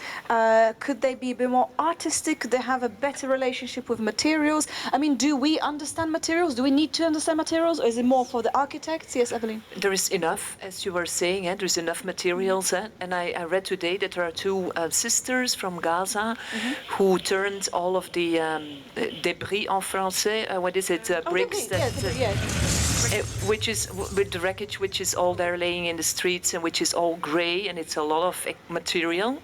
They turned it into, they separate it all, and then they just add the necessary elements to create new bricks. Okay. Because there is enough. They don't need more bricks. They have, the rest that they can use to turn it into new bricks. Okay, so it's about this kind of ingenuity. It's about this thinking outside of the box. We don't need more stuff. We need to maybe repurpose some of the stuff that already exists. Yes, Ralph. I'll give another example. A person I've been working with, my colleague Rachel Armstrong, who gave an amazing TED talk about stopping Venice from sinking by introducing protocells. It's Bjork's favourite TED talk. She is working with microbes as an architectural material, microbial fuel cells, and these are using microbes as part of the fabric of a building, and they can change our relationship to waste, so they can convert wastewater into clean water or urine into electricity. And this is now proven through a number of EU-funded projects she's done. And this is really an extension of what architecture can be, because it's her area is the notion of living architecture. So it's more than regenerative. It's actually the home itself is alive, and then, therefore the neighbourhood. Okay, well, that's incredible. I'm just letting that sink in. I know we're talking about rivers and stuff, but so it's on message. But that's incredible. So it's like you said, bioarchitecture, something like this. Wow. Yes, Sergio. I would like to add that for some schools, and I think that paradoxically, that is not architecture, and it should be, because we are dealing with some models that we've been standardizing even in teaching context, and we need to escape from that without achieving mediocrity. Okay, so without achieving mediocrity, but how do you change the schooling system? How do you kind of train experts, or should we be just having like a shambolic school for creative thinking rather than the kind of the center of excellence, Could that fly? I mean, I'll sort of do a callback, as they do in stand-up comedy, or in improv. But like basically, so we were talking earlier on about co-creativity and about being less egoistical and also about being more humble. Well, I think that this all ties in for the school system, because the more because if teachers and if architectures of schools were to be more collaborative, and if they were to be more humble about how they teach and about how they build, we would be building and we would be having like absolutely fantastic schools, because it's all about co-creating at the end of the day. Okay, so should we be teaching humbleness? I'll come to you, Ralph, in a second. Just your point about the shambolic school. I mean, I think it goes to Maureen's point about the leaky canal, that Shambolic actually centre. things that don't work brilliantly well are actually can produce new things. And I think it's also about noticing things. And earlier on we were talking about scientists, and it was the shambolic science of Alexander Fleming, where he left his bacterial dishes out Terrible. out in the warmth, and then they got covered in mold. But not only was it that shambolic, but it was also noticing the fact that the mold had taken over from the bacteria. And it's also about noticing where differences and where doing stuff differently can actually make a difference. Okay, so embrace shambolic behaviour. Come and join us if you'd like to.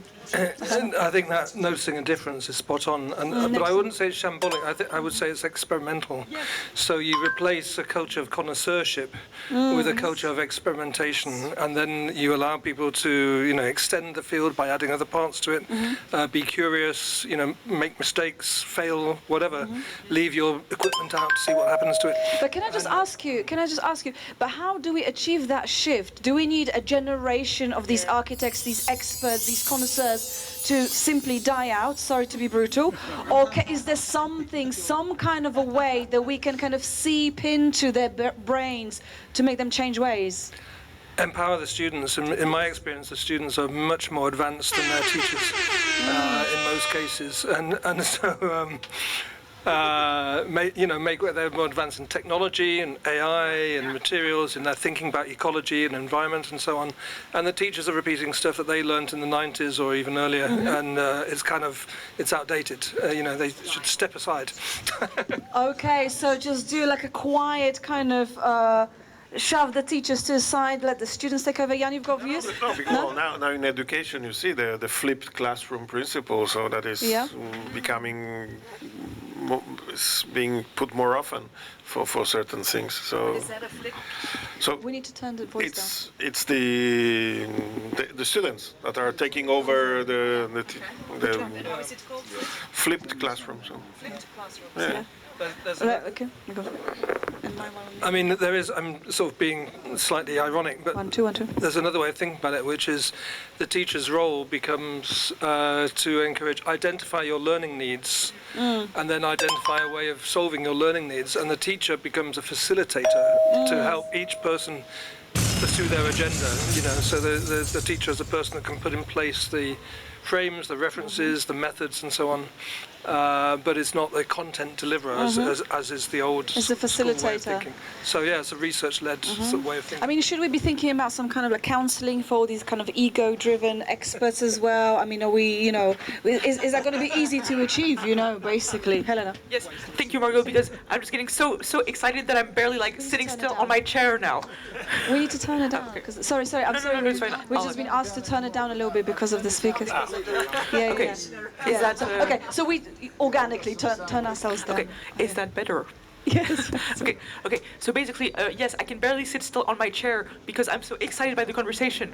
But basically, yes, this actually, what you were describing, this has a name. It's called liberatory education, liberatory pedagogy. But I don't even think that it actually needs a proper name. It's just about, embracing failure and embracing mistakes and being able to create from our mistakes to do better. That's about it. Okay, so embracing mistakes, teachers as facilitators, not as holders of knowledge. I mean, do you think that's going to fly? I mean, look, we've got all these amazing institutions, old schools, old buildings, to bring it back to architects. I mean, how easy is that going to be to achieve, all this kind of, flipping the classroom? Sergio, come to you in a second. I mean, I think as well, I'm not anti-ego completely. I just think maybe the ego needs to be a little bit smaller. And also the pride in smaller things and smaller achievements and the imperfections is what we need to encourage rather than this grand kind of, like the big arch there. And everyone can build a giant arch like that, go a bit smaller. Okay, it's easy to build a big arch. We should have a Talkaoke table just around every corner in every city. So where we all can come together, just, all over different generations and share our thoughts and show the students and the young generation of today that you can do differently in many, many, many ways. But young children, I have two, from the age of 12 and 14, they see the mainstream, and because mainstream is what their class is about. It's all about mainstream children. And it's very hard as a mother to swim against the mainstream and just to show different things. They always say, oh, mother, everybody, 99% of my class is just mainstream. I like to be mainstream. Okay, right. So is this a real kind of like push against mainstream? I mean, are you mainstream people? I just want to come to you. Well, yeah. I think that we need to start discussing instant gratification, because nothing happens in a flick of an eye, and I think that the change has already begun. But we need generational time to happen for us to see the transformation, and I'm hoping to be alive to see it. Do we have enough hope, though, just to see the change? I mean, do we have enough time to see? Because you mentioned about the instant gratification. I mean, do we live in a world that favours that, or do we feel like we've got enough time to have that hope, even if we don't see the change ourselves? Yeah, Helena? Well, I mean, I think that it's always important to have hope in any situation, although that can be discussed, because sometimes some situations seem to be hopeless, but I think that having hope is always very, very important. And then there's yes, I just wanted to say about the Talkaoke table that what I really like about it is that it's a human size in some ways building, and I think that this is what might be missing from our current times in terms of houses and of architectures, is that we just may need to be building human-size buildings that don't feel like so dominating or so big or so inaccessible. I mean, if the arch in the Parc Saint-Contenaire was smaller, would it? Is that better? Sorry, it's like a Lego version, like a little Would it have the same reach? Yes. I was just going to say, I think not having hope is a luxury that we cannot afford. So we can't afford not to have hope. I think our children will change. I think as an age that they will change. You'll find out later on that actually they've been absorbing everything you've been saying about the anti-mainstream, and suddenly it all bursts out. But at that particular age, they might be resisting it. So keep hope. Okay. Keep the hope. But also the other thing I'd add is an initiative like this. I've been watching the way that you issue invitations to people.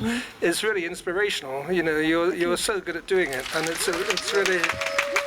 really incredible to have. I've never seen anything like this before, where you have a pop-up table and you have a bunch of strangers that are now actually getting a lot of insights. And thank you.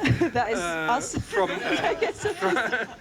from each other. It's wonderful. I mean, and it takes an invitation, goodwill, a little bit of technology, not much, and then and things can happen that way. You don't need permission. I think this aspect of giving permission is absolutely crucial to things, and too often people think they need permission to organise something or to do something. You have to book a room, you have to get permission from the organisers. Just a pop-up thing like this is really inspirational. I'm old enough to be from the punk days, and in the punk days you didn't ask for permission, you just took the stage. You just did it, got up and did it. And this is a really nice version of that. Well, listen, I really love that, and thank you for picking up on what we're trying to do here. It's definitely, it has to be easy and inviting for people to get involved, but really it's what you guys bring to the table that makes the conversation. And do you have hope? Do you have hope? No. I had hope for this man, but what can I say? But yeah, I mean, are we waiting for permission? I mean, is this true? I mean, are permissions kind of paralyzing us? We were talking about European Union. That's like way back in this conversation. Is European Union just too bureaucratic? Is it just like waiting for permission? Is that what's blocking us, stopping us? Yes, and then it has changed a lot. Yeah. So when you see initiatives like the one here, it gives a lot of voice and participation to the people. So. Okay, so things can happen differently, yes? Yeah? I can confess, I'm the Education Director for EIT Culture and Creativity, so I am part of the European bubble.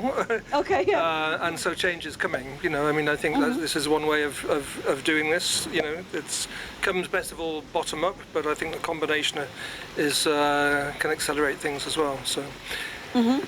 I think all these, these institutions, you can also think of them as sort of artistic works, that you can sort of engage with and play with in different ways and modify. So I think I have seen a gradual dissolution of boundaries that previously were fixed and now they're more porous. So I think change is happening probably more rapidly than we can notice it because we're in the middle of it all. But it is coming, it needs to come fast. So I think this is really reassuring to know from the inside, because you've got obviously a bit of an overview on what's going maybe on a larger scale. So it's really good to know that things are happening. But as you said before, maybe it's just kind of allowing a kind of residual kind of change to composite itself in people, and then we will be acting as a result of that. But that's really good. So things that the boundaries are kind of dissolving slightly as well. I mean, the future is coming. I just want to talk about this idea of permission and why people don't take action, because I think often we say, oh, people are so lazy, they don't do this, they don't do that. But for me, taking action is I'm getting something out of it. So I think it's like that kind of moralization.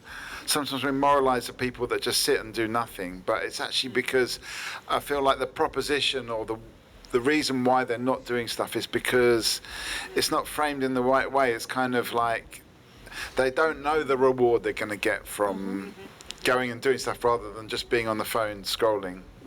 I mean, do we need this kind of incentive-based framework as well?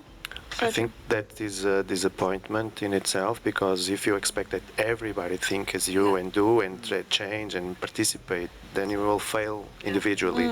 So I think that a few will always make something, and I'm being very La Palisse, but yeah. And I don't like the word change. I prefer transformation. I think that the ongoing perspective on things, it's much better than the substitution of something. Okay, so it's like an ongoing progression, transformation from one thing to the next. You can kind of trace the fluidity. Okay, so it's back to the river. I mean, Maureen, I don't know if you want to chip in on this. So instead of change, which is a bit abrupt, transformation. I mean, yes. I like transformation. Yes, I've never used that word, or I don't use that word a lot, but I will be using it more and more, I think. Okay. I mean, where do people want to take this conversation? Do you want to talk about transformation, maybe how much language is shaping our decisions and what we do and how we envisage future as well? Do you want to talk about this kind of flipping the hierarchy in education, teachers as facilitators, and also seeing institutions and buildings as opportunities to experience art, to engage with things through art?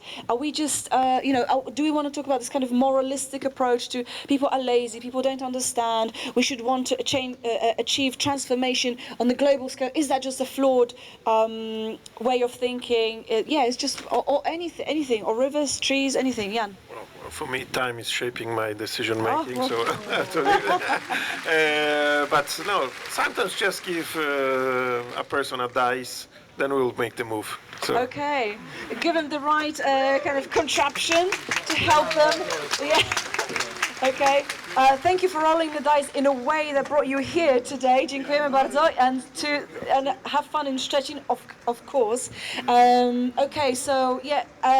Do you roll the dice in your life? Do you roll dice? Yeah, Helena? Well, yes, I just wanted to potentially take this conversation in the direction of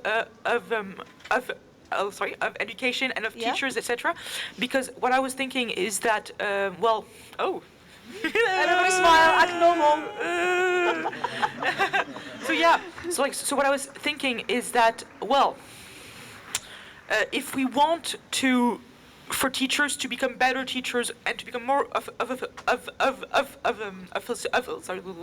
facilitators, they need to start applying to themselves what they want to see in their students. Basically, like what that means is that, so let's say that I'm a facilitator and I'm a teacher. So let's say that I want to teach my students to be more present, or to be more grounded, or to be more in the moment. Well, if I'm not doing that myself when I'm teaching them, or even outside, it doesn't make sense. So basically, we have to be more aligned in our decisions, in ourselves. And I'm going to expand that. Do we ourselves model what we want to see in the wider society as well? Correct. Yeah, I think, I mean, two of the sort of buzzwords around at the moment are reskilling, unlearning, and relearning, and combine that with what I very much believe in, which is lifelong learning. You know, I mean, you start learning when you're a kid and when you're playing with materials, and that's a sort of research in action sort of thing, and it is a sort of continuous process, I think. So the idea that learning stops, I think, is also like saying that life stops. It's a sort of loss of energy and a stasis that is going to be dangerous. But that also means that our concepts of teacher and non-teacher have to change. To see that again as a process or a river. And all that. And also, I'm just kind of curious about people. For you guys, are there any things that you would like to learn in the spirit of lifelong learning? And what is preventing you from learning? Or maybe nothing's preventing you. You're learning something all the time. I mean, you know how they say, each one teach one. Is there anything that you could teach to the world? You could teach to other people? I want to come to, Maureen, do you have any kind of ideas about what's your kind of views on lifelong learning? Is that something that you consider, something that you have in your life yourself? That's actually my only belief. Okay. That's the only thing I believe on. Life is a long journey. You have to learn to go through it, and you have to learn through it to actually live. That's the only thing I believe on. And I really agree on the fact that unlearning and relearning and seeing learning as a long journey and something that never stops and that is continuously going, and everything reshapes also how teachers are viewed, because you are the facilitator, the guide for someone for a very short amount of time in their lives on a very particular subject. But people can have many guides, many facilitators in school, outside, colleagues, neighbors, that people that just is telling you one thing at a train station and that changes your life in a way non-imaginable, that kind of thing. So back to the ego, back to the position, to the status of the teacher, there's some work to be done also on being humble, that you are given the right to teach someone something for a certain amount of time, but you're not gonna transform the person. You're not gonna sculpt the student into something that you want it to be. You're just gonna put one grain of sand in something that person is becoming, and that's it. So it means that you have to make the effort. You have to be involved in everything, but also it means that you have to cool down a little on what your role is and how you're not gonna change the world. You're just gonna help that person regarding one matter, and that's it, and that's good enough. Also. And I really love that. It's kind of making me think of the conversation from a little earlier on about human-size architecture and human-size things, the cities, but it's kind of, small human-size impact on other people. You don't have to treat people like material and shape them from A to Z, You can just have little impact on them. Have you impacted anyone today? That's okay. You've impacted me. You've made my day. Okay, so small changes. I'm listening to all this stuff about learning and education, but we do this Talkaoke quite often with young people. Yeah. And the one commonality that 99.9% of them share is they all hate school. So what is going on there? I mean, is school that much of a failure? Do they have to hate it? Is that a design question? Because it is. It's almost ubiquitous. This is from the UK, so I don't know if it's different in other countries, but they all, not all, 99% hate school. Okay, what about perspectives from other parts of the world? Do people hate schools, Rob? My children went to school in Sweden, and their classroom was a forest, literally, because we chose them they would go out in all weather, and it was sometimes -20, and they would sit Easily in the done forest in Sweden, huh? and use the materials of the forest. It was fantastic. Their immune system was very, very strong as a result. But at the time, going from England to Sweden, I was thinking, they should be doing, they should be performing and excelling at English and maths. But then I thought, no, chill out and go with it. And I'm really glad that I did. You swallowed your ego for your children. Yeah, basically, I reprogrammed myself to. Okay. Luxury learning. What is that? It's not available to everybody. It's available in Sweden, those beautiful countries where there's a lot of nature. But it's not throughout Europe that we have these luxury ways of learning. Okay, have you ever been to a forest? No. Would you like to go to a forest? Good. Come and join us for Talkaoke. Welcome, welcome. After all, you came and joined us, and I'm really glad about this. So we've got Evelyn, we've got Mikey, we've got Sergio, we've got Maureen, we've got Helena, we've got Rao. I'm Margot. What's your name? Taylor. Taylor, welcome. So we're just having this talk show. It's a Talkaoke talk show, so the subjects change all the time, right? They change all the time.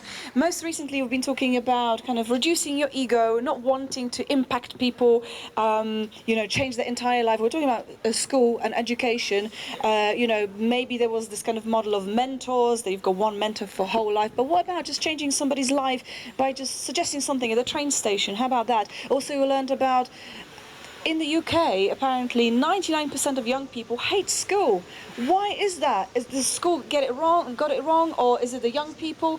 What about teachers as facilitators, not teachers as like, I'm telling you what's correct knowledge? Would that fly? We've got somebody from, tell us your job again, something like really serious. Director, sorry, director of something, education. I'm a director of seriousness. We've got a serious director here. Okay, but apparently change is coming, and that goes for the educational system, but just general culture of how we do things. And most recently we talked, come and join us. And most recently we talked about different ways of education. Yeah, of course you can. And schools in the forest, apparently in Sweden it's quite common. You don't go to a classroom, you just go to a forest. So you're not excelling in maths, you're not excelling in performance, you're just excelling at keeping warm in minus 20 degrees. Pretty damn good life skill, it turns out. Come and join us also if you like to. As there's like hundreds of new people joining, I'm just going to ask everybody's round of names. So my name is Margot. Who do we have here? Helena. We've got Maureen. We've got Sergio. Mikey. Evelyn. Lorena. Tony. Dado, Tony, Lorena. Super. Okay, and this is... Yeah, sorry. Rolf. Taylor, thank you. Luckily, it's a co-creative effort. I don't have to know everything. We've got some people who know how it works. But yeah, I mean, what do you want to talk about? We're talking about forest, education. Do you like school? Did you like school? No? Only like when you work, like only work. Only work? You like homework? No, but I don't like to learn. Like from practical, the book. practical. Practical, yeah. Ah, okay. Only practical. Okay.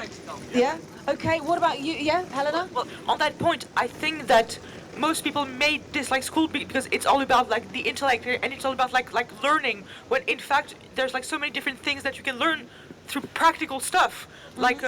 So yeah. Okay, so practical, I mean, have you had anything like practical at school? Was your school experience really kind of intellectual, yeah? Yeah, basically in our school we make beer, we make protein bars, we make like mesh, that is good for everybody. Basically we are waiting for the certificate we can go publish. Yeah. Wow. It's the Srednja škola Braća Radić in Croatia. Okay. In the Dalmatia, in Castella. If you want to look it, you we can. want to look. Beer? Yeah. We make beer, we make protein bars, we make. Yeah. We make everything in our school, and we are nutritionists, and we won a project, Challenge Based Learning, and that's why we are here. Okay, well, give them a round of applause. That's pretty damn cool. Mikey? Oh, yeah. Sorry, just a technical thing. We're going Sorry, hold that thought, hold that enthusiasm. More wind, so we're going on talking about keeping warm in the forest. We're keeping the mic warm. Yeah. No guinea pigs died in making of this shield, so don't worry, it's artificial. Okay, so learning, so you guys are nutritionists, so you are learning how to make protein bars and things like that. Have you ever made a protein bar? Do you know how that works? No, not at all. I don't know anything about that. But I'm actually just thinking a lot about play. Yeah. And how I think intellectual spaces can be very heavy and don't always give us that chance to interact with the world around us and also the people next to us, right? Because we're in a classroom with people, and we don't necessarily share that experience unless we're playing. So, yeah. Okay, so playing, I mean, like, what about play? Like, can you do serious work when you're playing? What about sense of humor? Is there enough sense of humor at this festival, yes? Yes. Yeah? I mean, okay, well, that's good. That's good. I'm glad about that. What about sense of play? You had some hands up here? No, have I imagined that? Yeah, go on, Sergio.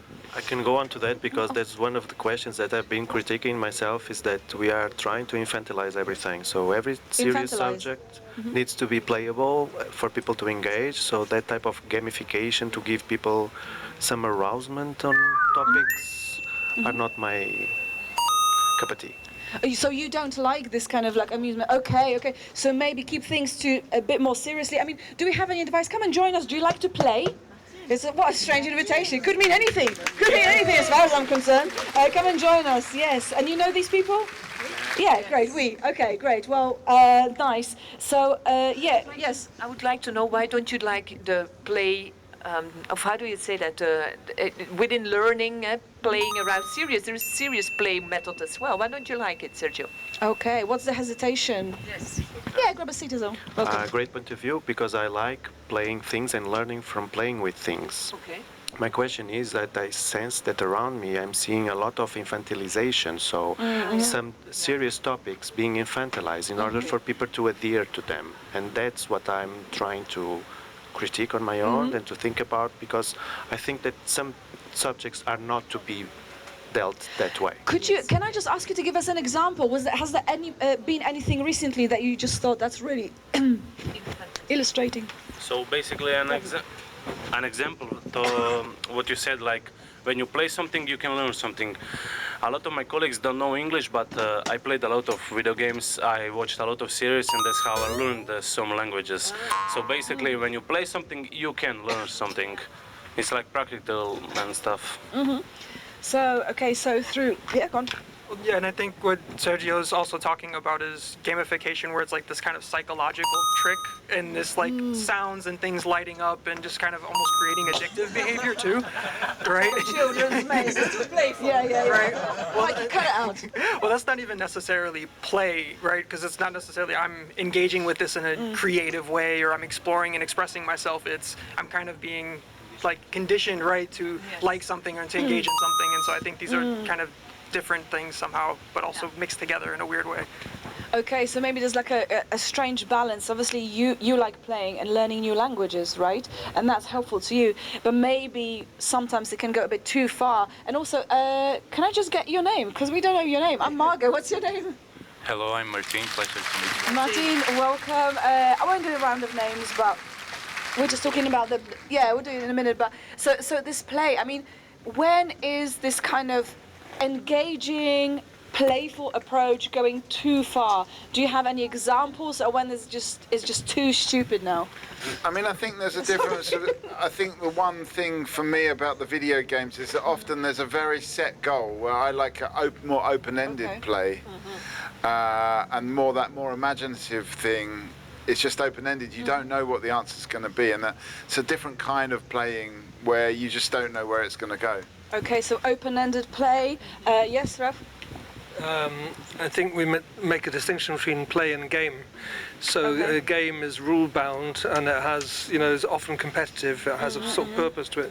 Whereas play is an open-ended, immersive experience where the people engaged in playing decide themselves when to finish. It's when they're satisfied, and say, right, let's move on, do something else now. Yeah. When it's dinner time. When it's dinner time, yeah, exactly. Oh, donut time. Don't tell the nutritionist. Guys, don't look at this. This is yeah, of course. Yeah, of course. Go, Mike. I wanted to ask you a question also about, how old you are and how long you've been gaming, because I think games have changed quite a bit in the last 10 to 20 years in terms of allowing for play versus you have to do specific things, and it can be a second job sometimes, I feel like. Do you play games? Yeah.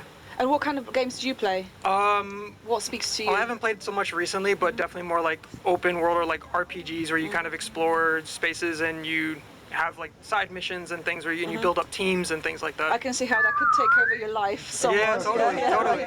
It's a second life. Okay, so how old you are and what kind of games you play? What have they changed over time from your experience? I'm 18 years old, and he asked me, I played games from when I was 10 years to 16, so 6 years. Basically, I learned English, learned a lot of languages, learned a lot of things. But today, I don't have time for the games. I work, I go to school. Just looks because we are doing the project. I go to school. I do the project. I go home. I go to the work. Then I go sleep. No time. Okay. So basically, after the few years or something, it's like just not worth it. Really not worth it. Okay, so is it about then bringing the kind of the things that you enjoyed about game into your work? Because you talked about humor and just like having a playful environment. Can your work simulate that kind of playful environment? Yeah. So that was precisely my question to the table. Is that because for example, for the next 2 days, this is my job, basically being around the Talkaoke table, and of course I see it very seriously because it is a job, but I also see it as a form of play and as a form of a game because it's very entertaining, it's very fun, and it's also very serious. So the question is, as Margot was saying, like, do you guys think that your jobs can be also a form of game, a form of play? I mean, do you feel like a serious person saying, "Oh, I just work for this talk show"? How does that land with people? Like, do people go like, "Oh, yeah, great," and they just move over, or they go like, "Oh, tell me more"? It actually, so that's a really good question because like it will depend on what kind of person they are, which is actually a great way to reveal what kind of person you have in front of you. You know, psychological quiz. Exactly, like talk show. I work for a talk show. What do you think? And so like it's like some people will absolutely not get it at all, and it's like very well, it's They're their not on the loss. Christmas card list. They're just out. Exactly, it's their loss. Exactly, but the person who do get it, that's where for me it becomes interesting. Okay, yeah. Any thoughts? I mean, I don't know what you do, but are there certain things they can test? Oh, that person gets me, or they're a worthwhile person to talk to. I mean, how much do we judge people on their ability to play and have sense of humor? What do we think of them then? Yeah, so my job, I guess my profession has been making spaces for people to learn and collaborate and build. And I love designing environments that help people feel safe enough to do those things, to be open to knowledge or to play with others. So yeah, when I meet people that maybe don't take themselves so seriously, or I just have a curious open mind to whatever they're exploring or engaging with, then that just makes play way more likely to happen, and it doesn't have to be in a game, it could be at work. So yeah. Okay, so creating spaces. Okay, you're getting a round of applause. That's pretty good, yeah. Okay, so I mean, what about you guys? I mean, what happens when you say to somebody, "I'm a nutritionist," and somebody's like eating this?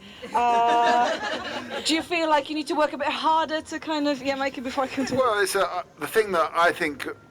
The elephant in the room is they're working in a school and they're making beer. I mean, to me, I'm surprised no one's picked up on this. Like, I'm a 16-year-old student. I'm making beer. I think that's a perfect.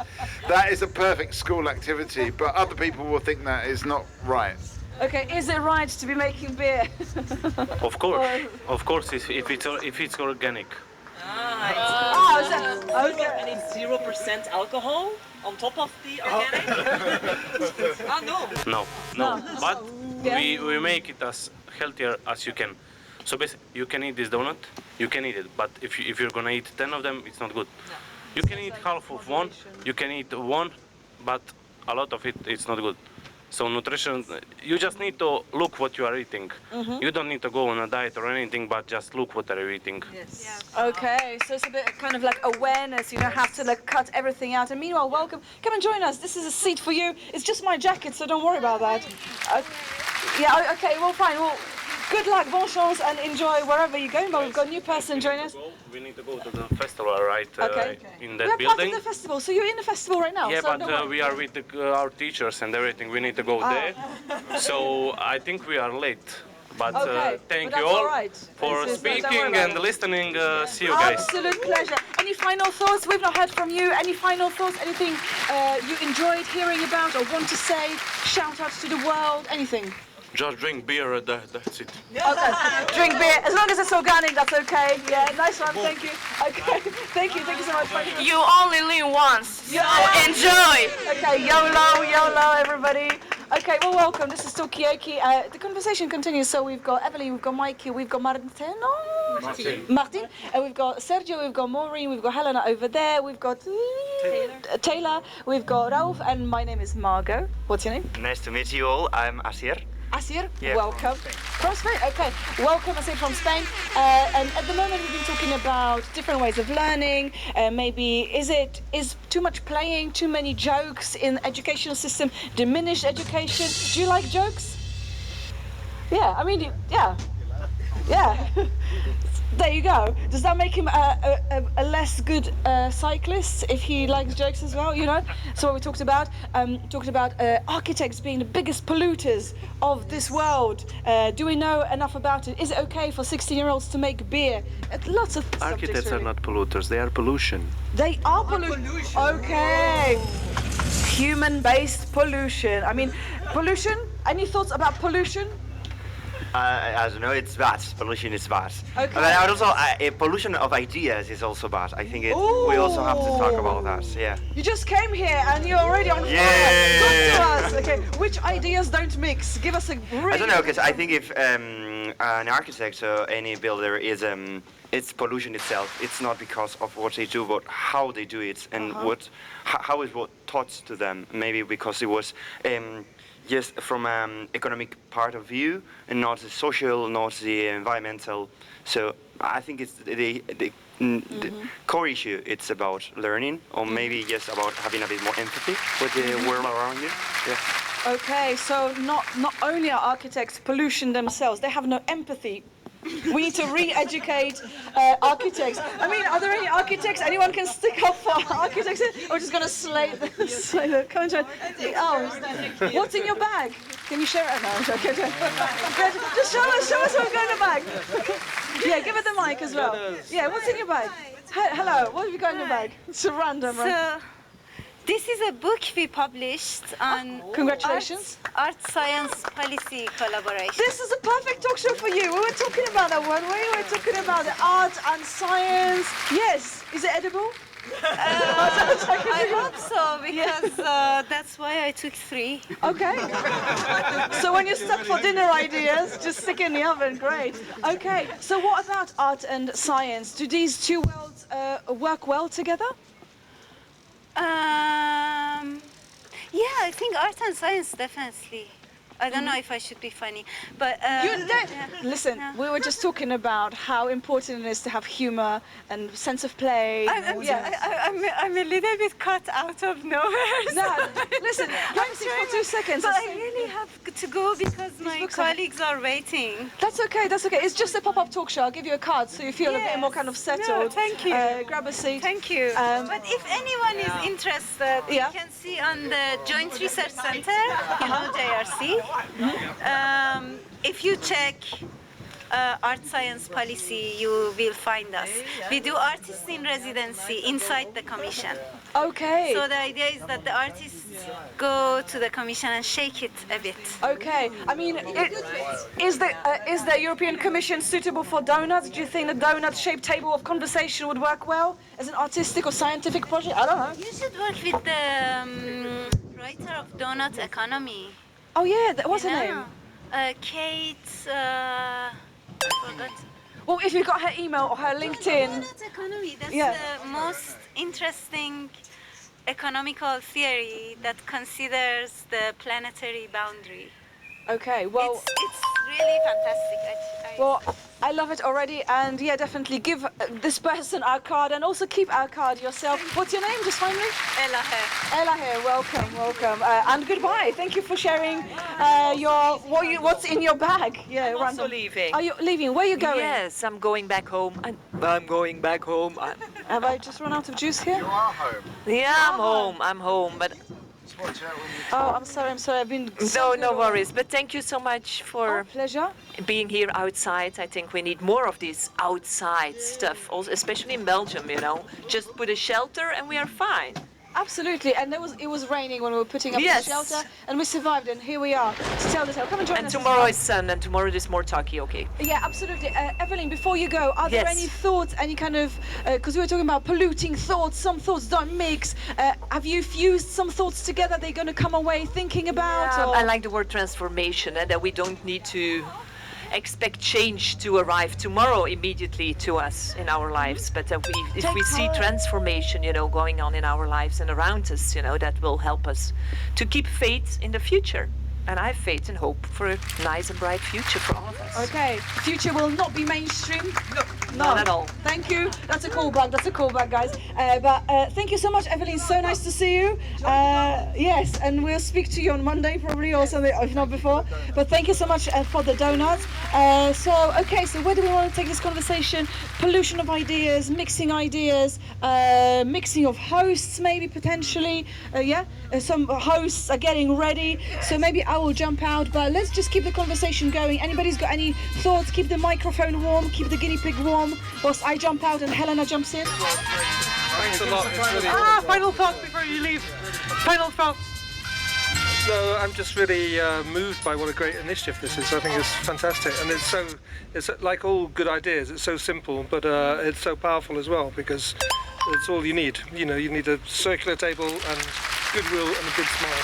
Thank you very much, Rolf. Have a lovely day, and thank you for everything. Woo! Yes. Okay, final thoughts before you leave, guys?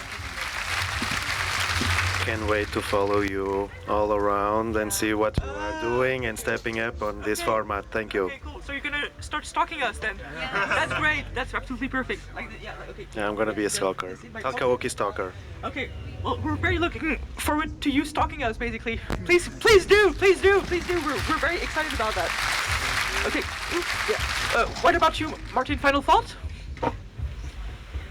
Not final thoughts, just had a very pleasurable time here and hope it continues, and maybe when we come back we will gather again. So maybe see you soon. Thank you. Bye, thank you. What about you, Maureen? Just like one sentence, something, anything. Just wanted to thank you for the great initiative. It was a great time, and I'm glad you forced it on us, like you invited us, like with the big smile and everything and the help, and we had a great time and also lovely, very interesting conversation. Thank you. Thank you very much. Have a lovely day. And guys, that's how we roll. That's Talkaoke. We force people to come to us and then they stalk us. It's absolutely fantastic fun. Hey, hello. Okay, she doesn't want to come and stalk us. That's her loss. Okay, so what do you guys want to talk about? We were just talking about schools, about how we can teach kids better. And we need to lower the volume apparently. Sorry. Okay. Oh, sorry. We're hearing you on the live stream also. We're streaming everything. Oh, okay. It's really, really loud. Maybe you can turn We turn this one. We turned down. But it's turned towards our tent. Yeah, this one is turned down. Just it's off. That one's Okay. yeah. All right. We turned it up. It got turned up just momentarily by the turn of the chair. And now it's turned down again. Okay. Just. Thank you. But just stay in touch. All right, Let us know now if it's. Okay. I will. Thank you. Bye. All right. So yes, what was I saying? So yes, we were talking about play in school. Should we play more in schools? What do you guys think? I was actually thinking about legibility and kind of as a creator and someone who makes things, to what extent should I be stressing out about how people can find what I'm doing and can read about what I'm doing, and should I be making content, and should I be having a public presence and all of these things? And I don't know if you're a maker or somebody who creates things or has a public presence and how you think about maintaining a public presence, but that's something that's been on my mind recently. Okay, so just one quick question. What do you mean by being legible? So I have a lot of ideas and things that I make and things that I do, but people don't know about it unless they experience it, or I write about it, or I make a video about it, or something like that. And I think it's something that there's kind of an increasing pressure for having a professional online presence or content creating and being able to showcase what you do so other people can find you. And I think that there's just something a lot of my creative friends have been talking about. Okay, so that's very interesting. So then, well, yes. So do we need to showcase everything that we do online? Then, what do you think? I don't know. I think it's a quite interesting topic, maybe related also to the thing of contamination thoughts that we talked about before. It's a really interesting philosopher in Spain called Margot Roth. Margot Roth. Oh, Margot Roth. Okay. I would pronounce it Margot Roth, but I mean, I'm just trying to adapt the pronunciation to English, so Margot Roth, probably. And she talks about infoxication. Okay. So the amount of information that we have kind of intoxicates us. and it's harder to really get the really important messages because we are so overwhelmed by so many messages that it's really hard to really get to people. And normally we only get the memes and the AI generated videos, which are the ones that are doing more noise currently instead of like real advocacy or activism related topics. So I think that's quite an interesting topic, the one that you raised. You said that you are a content creator? No, far from it. I'm somebody who I create like spaces for people to learn and build and make things, so very much education based. Oh, sorry, go ahead. And so, but a lot of my friends are like, oh, you should write more about your methodology and what you do and create content and all that type of stuff. And it's so much work and effort to think about how do I make this interesting for other people on paper, or how do I perform in a video so people kind of want to know about what's going on, and like how much do I care about people seeing what I'm doing. Like I just want to make stuff, and then if you're there and around, then like show up and it's cool. Okay. So basically, how do we make ourselves interesting then online and also in life, Mikey? Yeah. I mean, I think the problem is that we're living in an age and an environment where it's almost like the opposite of being interesting. You've got to be instantaneous, and actually interesting takes much more time than instantaneous. It's like that kind of slow build-up of ideas is the exact opposite of what gets communicated in our information environment. So it's a really tricky time, and I think this is an interesting idea, this sort of like overload of ideas or overload of just noise, I think it is probably, isn't it? Yes. And so, but like, so what I'm thinking about right now is that, let's see. So so like, what makes too much, what makes too much noise in our lives then? Is it like, is this like this thing coming from out there?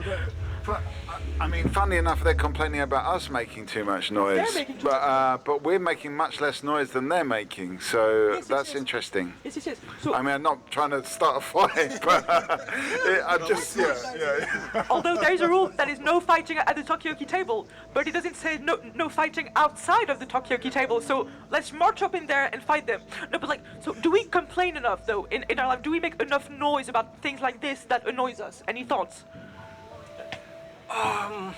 Well, I think sometimes it's not the maybe the right target or the kind of noise that is actually going to create the outcome that we want. I think there's any examples though? Yeah, sure. I mean, we could, let's say we go over there and we, create a mess and we record it, and now we have content, right? Oh my God, and we did a thing, and look at us being confrontational, and it becomes performative when we actually, if we want to do something about it, we say hey, what are you guys up to? And this is what we're trying to do, and this is what you're trying to do. Let's actually figure it out. But there's things we should be making noise about that are uncomfortable to make noise about, and maybe there's fear or consequences about making noise. So I think there's a lot of misdirected, I'm frustrated about this, and so I'm gonna make noise about the thing that. Maybe more related. I think that we have a lot of noisy people doing noise because there's a lot of noise everywhere. So maybe sometimes it's more about the process that we have for them to really. Do you like making noise? Oh, come here. Come on, join us. So sometimes I think it's more like the process or the processes that we have to make that noise, or to hear maybe the people. Because when we're talking about noise, we can get to see a lot of talking about spaces. Do you like making noise? Come on. We're talking about noise and making noise. So, on a street, you can get to see that people maybe it's not happy with her because it's full of trash, because it's full. But that's not the way to really engage people to improve their area. So maybe a lot of the times you need better processes to really know how to manage all the noise to really get to hear the music out of it. Okay, so what would these processes be? Any ideas? What could we do to create better noise then? Yeah, but I mean, I think there's a point as well about how we deal with the noise, and if we can actually deal better with the noise. I mean, it reminded me of somebody talking about their journey to India, and apparently in India, if you're disturbed by a noise, it's actually considered more your problem than the person making the noise. So it's like, if you're disturbed by this noise, it's because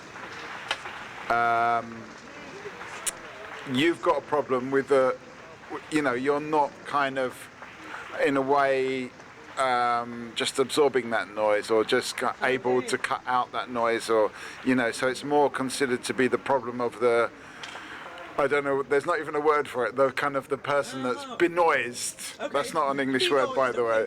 Do you know what I mean? Rather than the person making the noise. Right. Okay, so in that case, yeah, sure, but then who is responsible for what in life? I mean, like, for example, if like they started to clap, and like that was annoying me, am I going to have to is it like my responsibility? Is there their responsibility? What do we do then? Well, I think it's because like they're clapping, and what does that mean? It means maybe they're appreciating something, and it's like that kind of sucks that bothers us. That like people appreciating something is annoying when it's like that's a cool noise, but I think it has to do with like we're locked into this context, and now I'm distracted, and now it feels like noise. And so I think you were kind of saying like it depends, right? And I think that's part of the it depends on the context. Yeah, absolutely. I think that's, it basically depends a lot, because when you are designing a space, probably a good way to do with that is probably co-design with people living there or going through those streets. But on this situation, I completely agree. Maybe it's more, currently we are cohabiting this space, so probably we have to, it's not our responsibility, neither theirs, it's our responsibility as a whole group to really keep that. So I guess it depends. I think it's really related to the environment. Okay, great. So basically, as we are sharing responsibilities in how we do things, what else should we share? I mean, should we share, I don't know, rights, responsibilities, people? Yes, Mikey? Yeah, I mean, in a way, I think we share a lot more than we really, like the vibe we share. Yes. Do you know what I mean? That vibe is shared all between us. It's hard, maybe you're more of a philosopher of vibe, but it's hard for me to put... What's your vibe? Come on, come and tell us. Sorry? Yeah, what's your vibe? Hello. Come and join us. What's your vibe? I don't know. What are you talking about? Oh, so we're talking about responsibilities and like for example, the people next door were making a noise, and we were wondering, is it like their responsibility to make less noise, or is it like on us? Should we be more patient with them? Yeah, we're just talking also about how... I think we should be more patient about people who create. Okay, about people who create. Come together as a community. Okay, well, that's what we're doing precisely right now. Why don't you join us for a couple because of minutes? I have to go, I'm sorry. Oh, you have to go! 2 minutes, 2 minutes. Okay, come yes, on. what are you talking about? If it's 2 minutes... Yes. You can leave whenever you want. So, hi, what's your name? Maria. Maria? So we have... What's your name? Taylor. Asier? Mikey. And I'm Helena. So this is Talkaoke. Oh, come and join us too. Come and join us. What's your name? I'm Anna. Nice to meet you, Anna. What's your vibe? What's your vibe? Right now? Yeah, in general, in life, right now, whatever. It's very nice. I'm a little bit overwhelmed because there was too many information inside, I think, to be honest. But I really liked it. I really enjoyed it. Cool. Okay. Yeah. So, what was too many information? Was it the event in there? Yeah. Can you tell us more about it, maybe? Yes, too many exhibitors. Okay. A lot of sessions.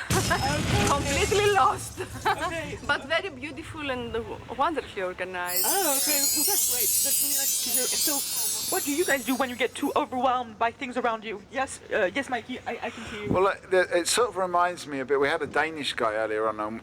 It reminds me of when I went to the COP 16, which is a long time ago now. It was like, I think 2010 or 2009.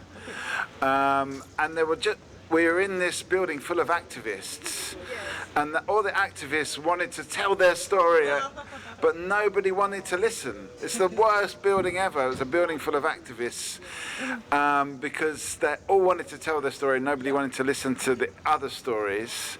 So, I don't know. I can't. Maybe people can say more about it. Yeah, come on. Are you an activist? Do you want to join us? Come and join us. Come on. So like you can also ask questions once I give you this magic thing, which is the microphone. Hi, what's your name?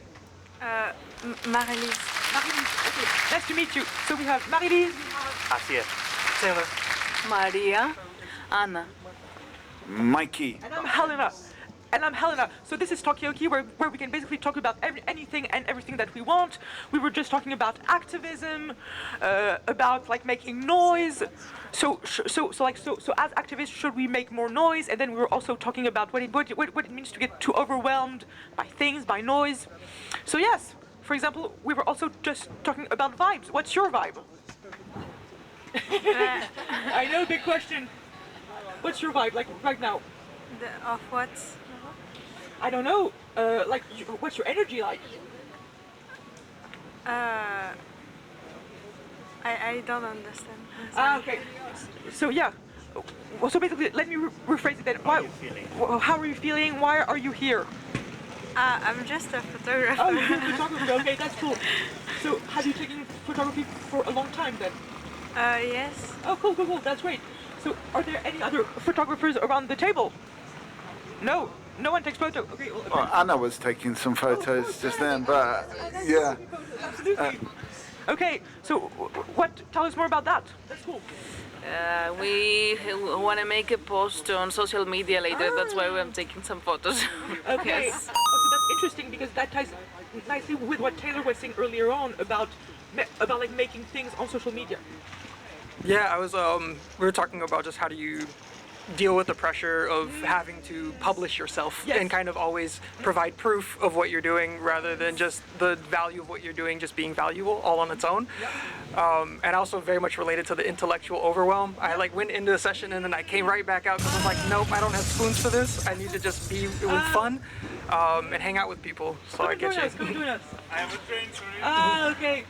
Sorry. Yes. So you're mentioning spoons. Are you mentioning the 12 spoons that we have every day? Is that? Could you tell us more about that, please? Oh, I don't know if I'm the expert on that, but just there's just so much energy and space that you have to give and to invest and pour into whatever you're doing, and that could even just be taken up by ambient things. Yeah. And yeah, I have been giving out a lot of spoons just the last few days just being here, and so I don't feel like I've really recovered them every day. And so now here on this last day, I just decided I want it to be more about play. I want it to be less performative, and just kind of hang out and see who I connect with. And yeah, I've had some cool conversations. I just hung out in the cafe and I drew and I wrote things down and I listened to music and drank some tea, and then came here instead of going into a session where I was gonna become a zombie. So. And so yes, so it's funny because very like earlier on, like at the very beginning, I can see you, Mikey. Just give me a second. Like very earlier on at the beginning of Talkaoke, we were talking about what do we do when we're stressed, what do we do when we're overwhelmed. So and so like you were just mentioning music, drawing, talking to people. What do you guys do when you're overwhelmed? I go. I go in a room by myself. I don't want to talk to anybody. So, yes, I shut down. Okay. You shut down. Okay, that's interesting. Yes. What about you, Mikey? No, I mean, I was just thinking, because quite often we're coming with this Talkaoke to all these events, and normally it's like this, it's like about 50 things on the program, and it's like every single minute is filled. But actually, I think it would be better just to bring everybody to a place with no program and just see what happens. Just let people mingle. That's called Talkaoke. Yeah, it's cool. Yeah, that's my vibe. That's Mikey's vibe. But you know, I do feel at the same time there's a little bit over programmed. There's too many things and less chance for people to interact. Well, yeah, absolutely. Because so what do you guys think of moments of silence? What do you think of moments of silence? Okay. Cool with it. Okay. He seems to be very okay with it. But so yeah. So it's what do you guys think of the moments of voids, of silences? Is this something that you like? Oh, I can see. Okay. Yes. Well, I mean, so this is my first kind of city foray. I've been on a farm for like 9 months in like semi-isolation, and it's been a really interesting practice of just holding emptiness and not filling it with things that are distracting. So I think it's really valuable. I think it should be time boxed though, because it'll drive you crazy. But I think it's really important just to find little space and time for that. Okay. So yeah, what about you, Anna? What do you like silences? Do you like peace? Do you like the void? Do you like shutting down? Yes, I really like it, and I really need it. I mean, today I sat down like for 45 minutes alone, drinking a tea, having to just take my head back, and then coming back to the event. Yeah. Okay, cool. Okay. So sometimes we do need. Oh, you have to go. Oh, final thoughts though. Final thoughts.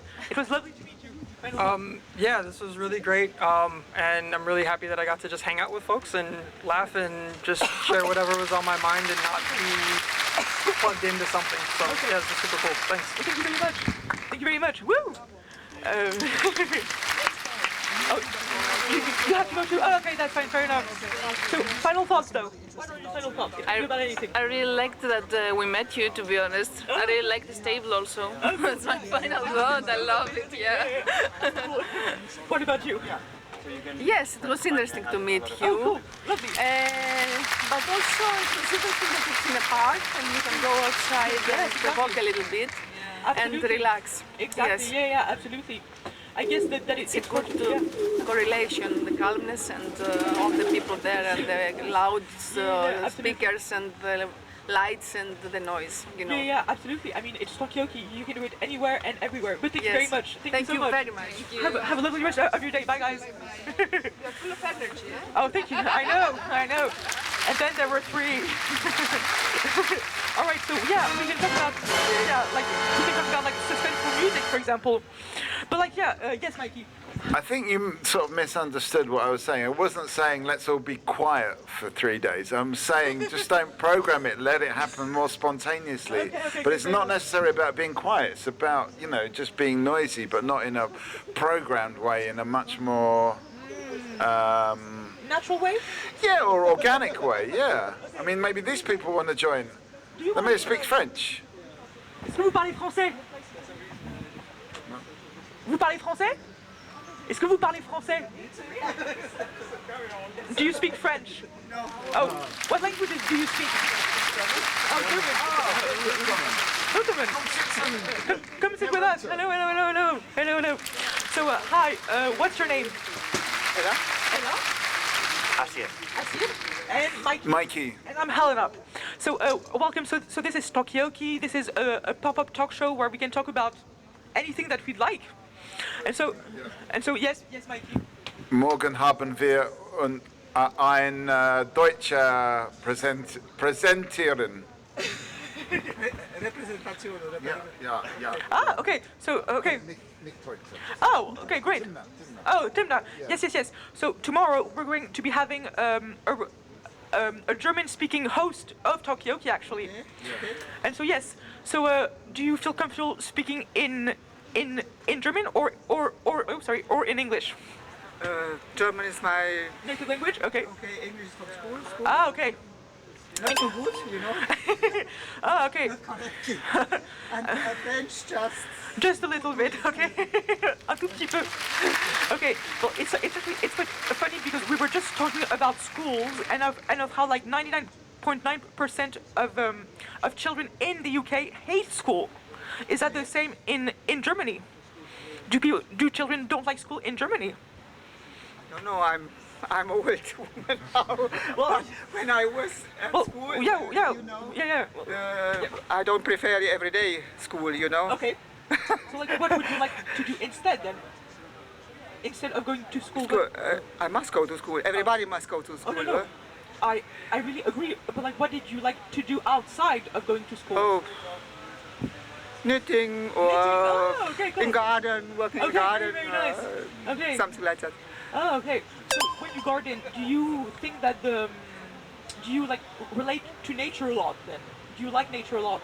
Yes, I'm going hiking. Oh, you're going hiking? That's cool. We stay in Bavaria. Oh, south of Munich. Yeah, that's very go nice.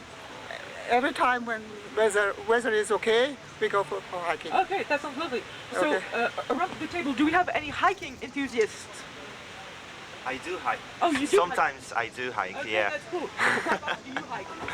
I mean, I'm from the north of Spain, near the Pyrenees. Okay. So we are in the north, like near France, the Pyrenees. Oh, yeah. Yeah, what? Bilbao, actually, yeah. Oh, Bilbao, lovely.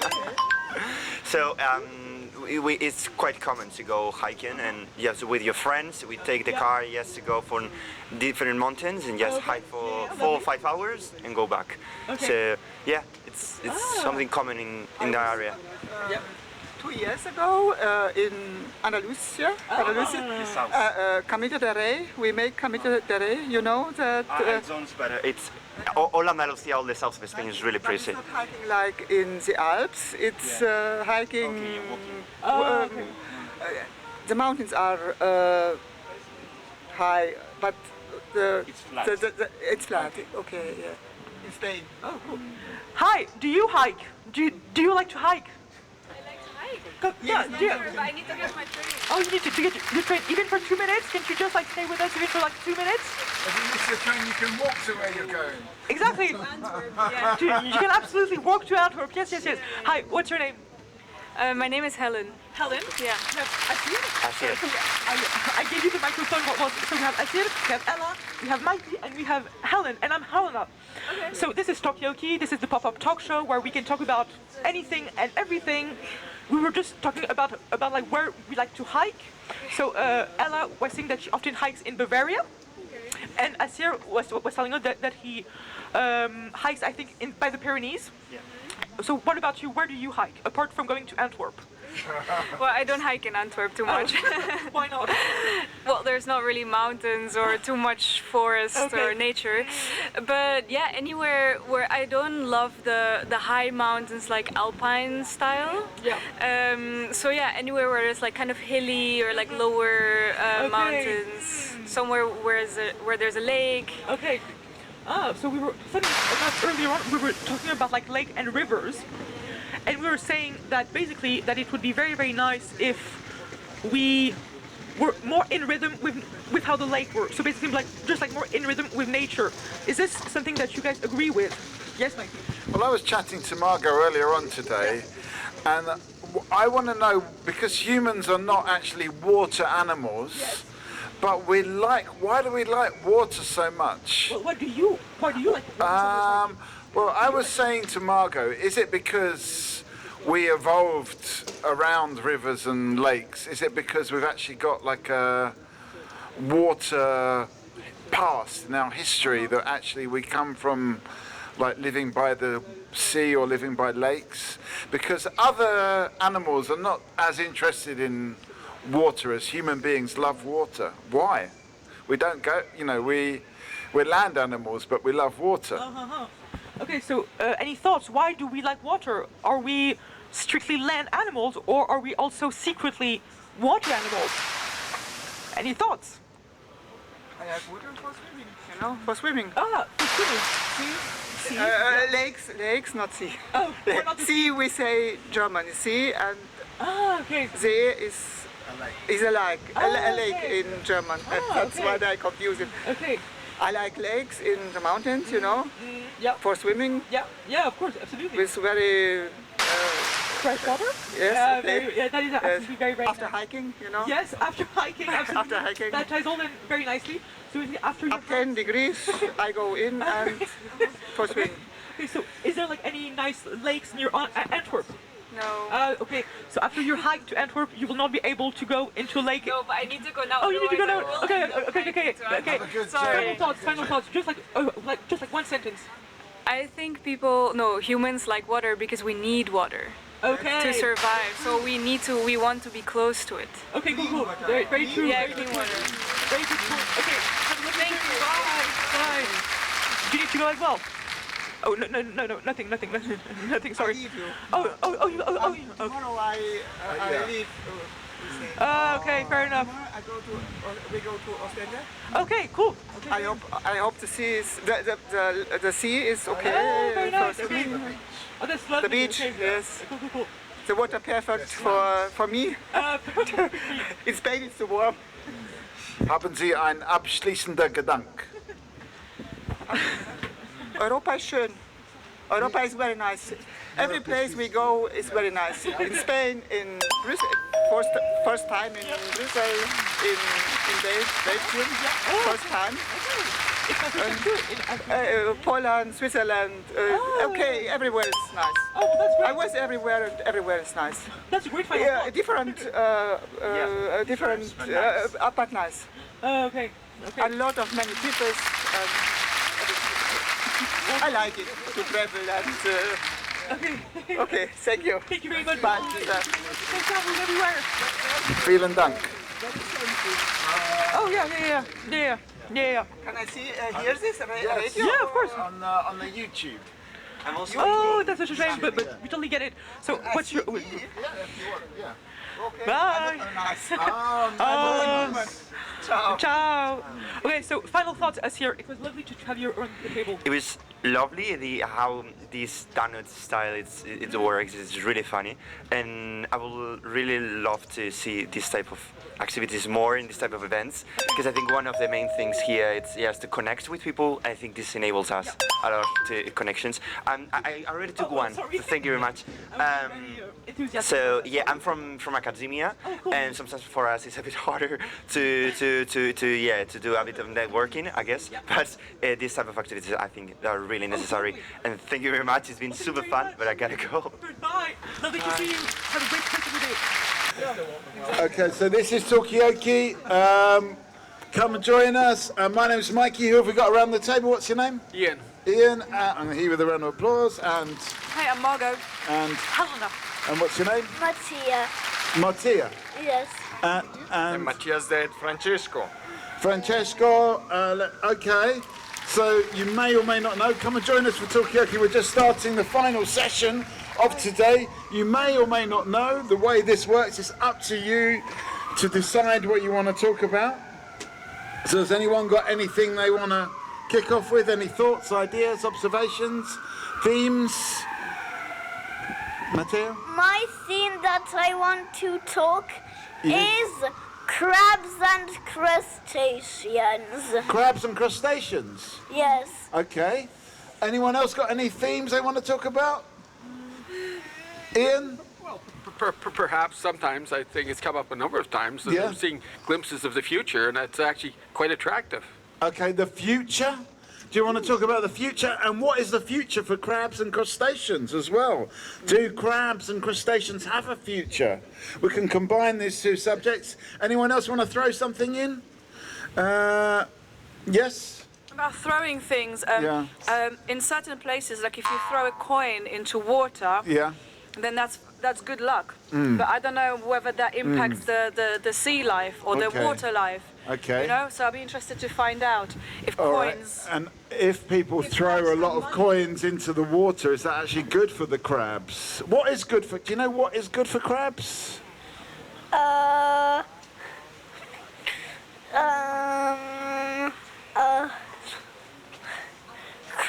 Water is. Water. Okay. Okay. Well, it's definitely water. Okay. Anyone else got anything to say about the future of sea life? We can maybe extend it to other arthropodic sea life apart from crustaceans. Well, what about like the future of dolphins, of fishes? Yeah. I don't know much about that, so I'd just be really curious to hear more. Okay. I mean, but we were saying earlier on, like, if you could ask the animal, this is a human talk show. We've had one dog on the show as well. But if you could ask the animals, what would they say? Would they involve themselves in the conversation? Would they kind of agree generally with humans? Would they have different opinions? Come and join us. Come and have a listen here. We've got special listening stations. Yes, come on, hit these people with a round of applause. Yes, okay. So we've got Francesco, we've got Matteo, we've got Theo, yep. Thomas. Helena, Margot, and Ian, and Mikey. Come and join us. We're talking about the future. But what about the future of sea lives, of crabs and dolphins? If they could talk, if they could sit around this table, what would they be saying? What would they be agreeing with us? Would they see it differently? Ian, any thoughts on this? I was brought up in a place where crabs were normally eaten, and I found, and so I can only say delicious. Delicious, okay. That doesn't help, does it? No, I mean, I'm sure crabs are... It doesn't help. It Do doesn't help crabs, them. do crabs think of themselves as delicious? No, but they do find other things delicious. Okay. Yeah. Okay, what do crabs eat? You tell me. Okay, do you know what crabs eat? What crabs eat? What do crabs eat? What do crabs eat? They eat plankton, sometimes tiny fishes too, algae, and the things like this. Okay, so algae, plankton, small fishes. Yes? I've heard that if you eat big fish, it's not very good for you because big fish eat small fish, and small fish eat a lot of microplastics and all sorts of bad things. So yeah, don't eat big fish, guys. Okay, so the smaller the fish you eat, the better. Do you eat fish, Theo? Yeah, I eat salmon. Okay. Yeah. Are you concerned about the plastic and the pollution in the fish? I think it's a problem for the government. The government, okay. Okay, but not. Is it a problem for you? Yeah, it's a big problem because we eat that. Our baby eats that. Okay. So maybe it's a problem for the government. It's a problem for the children. I think at our level. Yeah. Okay. Any thoughts on this? Are you worried? Do you eat fish? No, I'm not worried, but there is a biologic fish, like. Okay. Okay, is there a biologic fish? Or poisson biologique? What's that? Come and join us, yes. Yes, we've got a new face. What's your name? Actually, now you have the old face. What's your name? Chiara. Chiara, and what's your name? Astrid. Astrid, okay, welcome. We're talking about eating fish. Are we worried about eating fish? Fish do eat fish. Are the other fish worried about eating the fish? Francesco? If you want, I think that Chiara is an expert about that because normally when we buy fish, she always try to check out which one are the most polluted and try to avoid them. For example, there is a species of tuna which is not so much polluted, so we always try to get it. Okay. But I don't know the scientific name. She can tell you. Okay, what is there some fish that's better to eat than others? So we like tuna. Yeah. But tuna is supposedly not that good for you because it's high in mercury. In mercury? But there are some species that are less high in mercury, and so one of those is Katsuomis pelamis, which is a weird name. Katsuomis pelamis. That's the one. And because there's a bad word in Italian that sounds a bit like the first part of the first word, then that's the nickname that we've given it in our home. Okay, right, okay. So my kids know it as Katsus Katsus. Katsus Katsus. Yeah, okay. Yeah, it's the nickname that we get this. That's fish funny in Italian. Okay, so we're learning a lot here. We're not only learning what the best fish to eat is, but also some Italian swear words.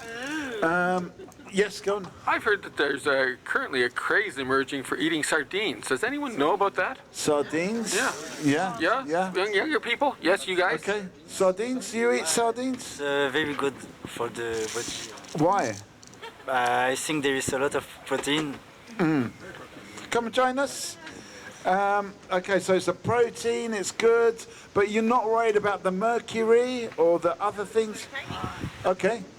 That's what we were saying. Sardines are tiny, so they don't accumulate that much mercury and pollution. Okay, so Mattia knows more. Okay, so is this true? The smaller the fish you eat, the better? I'm going to come back to you in a minute because you've just eaten something yourself. Is it the same with cakes as well? The smaller the cake, the smaller the cake, the more healthy it is. What, we've got a new face. What's your name? Henny. What's it? Henny. Tenne. Henny. Henny. Yeah. Henny. Okay. And Chiara and Astrid and Francesca and Matteo and Theo. And what's it again? Thomas. I mean, Thomas, you've not said that much about the fish and about cakes. Do you agree that the smaller the fish or the smaller the cake, the more healthy? Yeah. Okay, let's just say yes. Okay, where are we going to go with this conversation? Are we concerned about the food we eat? Are we concerned about the future, as you mentioned? Is there going to be a future of eating sardines? What will we eat in the future? Insects. Insects. Can we eat insects in future or not? Yeah, you think, why insects? They are a good source of protein. Yeah. They are pretty cheap to maintain, I think. Yeah. And they are, I mean, yeah, so maybe crickets and so on. Okay. It's something. Thomas, would you eat crickets? Yeah, I eat crickets. Have you eaten already? Yeah, you've eaten crickets. It's good, yeah. Okay. Anyone else? Has anyone else eaten an insect? And I don't mean by accident when you're cycling. I mean deliberately eaten an insect. Has anyone eaten an insect? Have you eaten an insect? No. Ian, have you eaten an insect, Ian? You know, I think so. Something covered in chocolate once I was my daughter had. Was it a chocolate cricket or another insect? I think it was something else. I think it was something else. I don't recall. Yeah, okay. Yeah, but you can get chocolate covered things. You can get chocolate insects. Okay, yeah. When I was a kid, grab the mic, Thomas. Yeah. When I was a kid, I eat accidentally worms. Yeah. And it was, Well, did you fall over with your mouth open? Yeah. Yeah. I just take it and eat it, but Yeah. it was not very good. So It wasn't good. maybe when you bake it. Yeah. Okay. With salt and. Okay, maybe it's the way you cook it. What is the most weirdest? Hannah, give it a final thought. As we go, the disgusting worms. What is the weird? They took the thought about catching a cricket and eating it seriously, I think. Yeah. They didn't find that appealing. Okay. You don't have to eat a cricket to sit on this table or have any opinions, or say anything.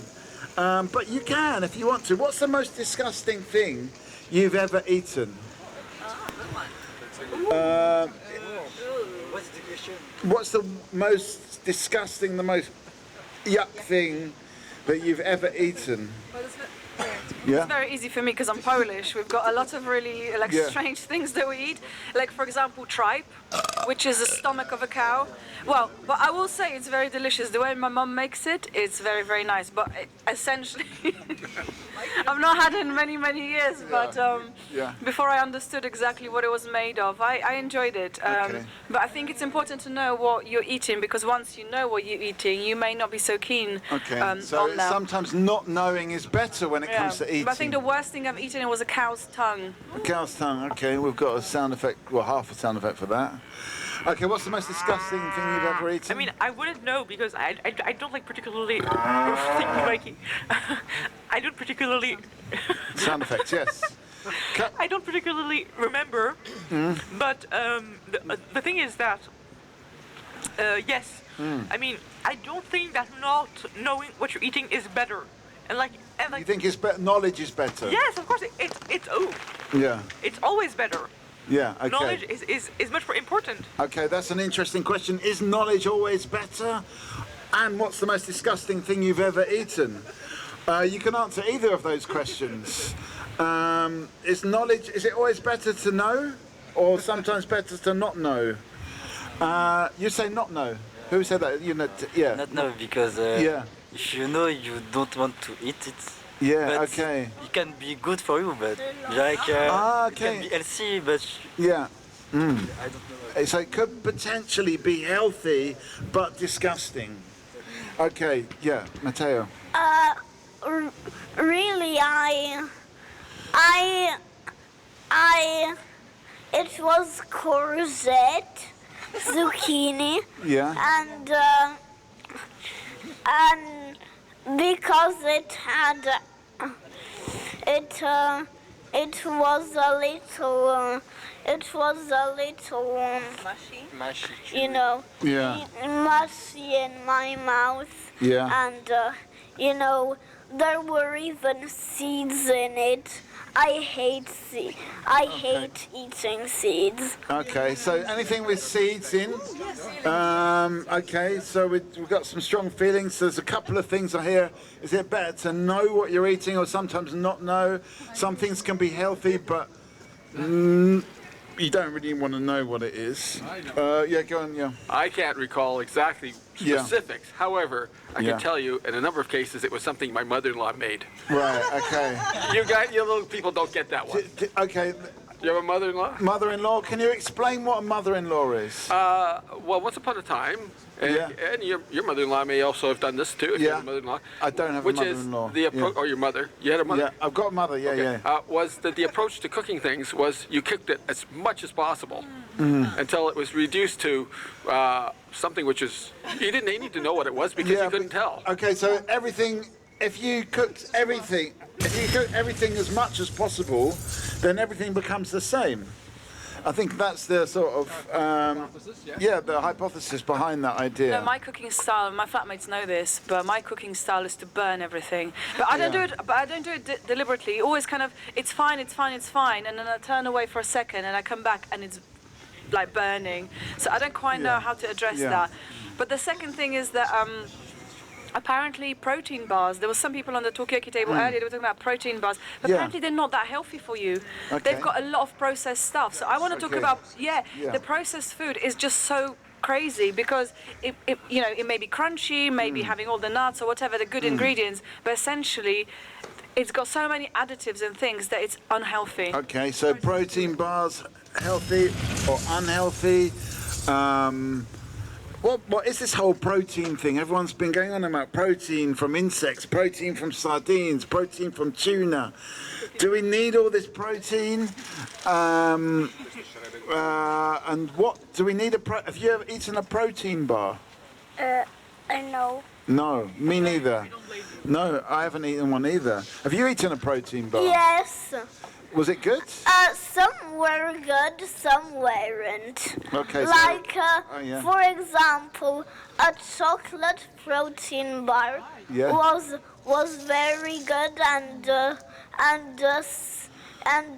some other protein bars weren't so good. Okay, so chocolate. If you add chocolate, there's another hypothesis. If you add chocolate to something, then it will be like the chocolate cricket or whatever it was. A chocolate worm.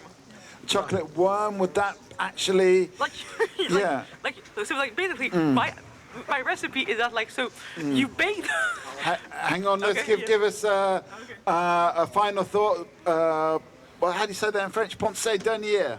Une pensée finale. Pensée finale? What about what? Anything. Anything. I love you. What do you think the food of the future will be? Insects, vegetable, possibly, because meat will be too expensive, or they will not be very much meat. I like. Are you okay with that? Yeah. Okay, you're accepting of it. Okay, yeah. Final thought, Thomas? My final word is take care of you and eat healthy. Okay, but what is that? What is healthy eating? Vegetables and apple. Yeah, that's healthy. Okay. So maybe we'll be eating more vegetables in the future. Says Theo, eat more healthy. Is the answer to chocolate coat everything? Thank you, merci. I think it will be chocolate, fruit, vegetables, insects, and something like this. Okay, chocolates, fruits, insects, and stuff like that. Yes. Are you off, Francesca? We have to go off. We are. Give us a final thought. Final thought. Nice initiative. Keep it up and keep talking about the future. Okay, yeah. The most important thing because of the new generations. Also. Well, it's not important for me, but it's important for Matteo. Nobody in politics ever talks about future and hopes for the future. So it's important to keep it up in the public. Why is that? Would you say? I don't know. I think there are too much problems in there right now. Yeah. Nobody wants to talk about the future, and future hopes, and future rights. Okay, that's excellent points there. So people want to talk about the now, because there's too many problems now. Have you got a final thought for us, Matteo? Can I do anything I want? An argument of... Yeah.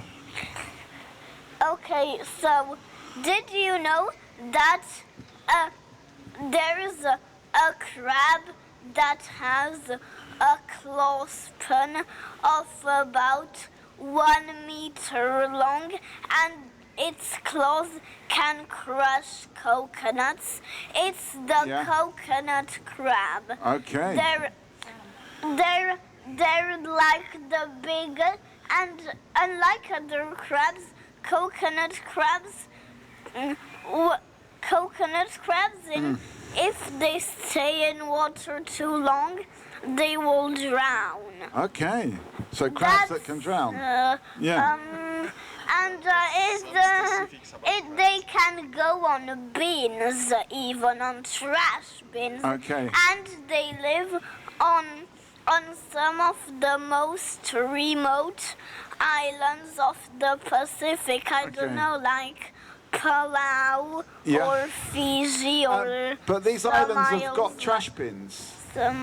Do they have trash bins, these islands? I think, yeah. Okay, so even in the most remote islands, they've got trash bins.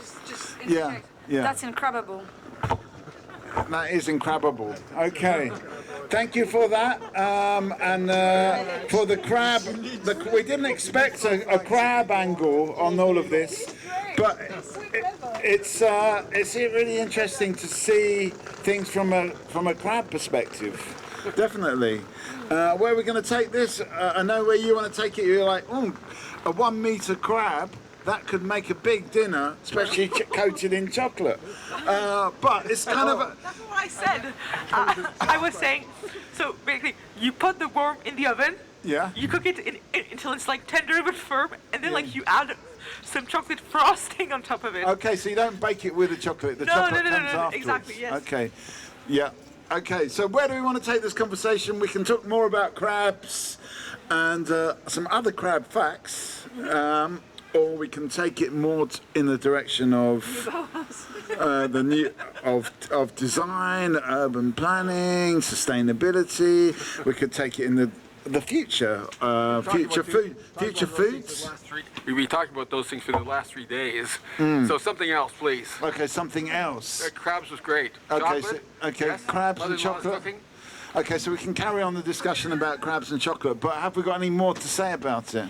Well, on the subject of cooking, I've just been experimenting with a lot of cooking. I used to have a boyfriend who was very into cooking, but he just kind of made it really put me off cooking because he took it just a bit too seriously. Yeah. Everything was just like, oh, this is a gourmet, this and that. I'm like, I just want something simple, and that doesn't mean like disgusting or, you know, or less tasty or whatever.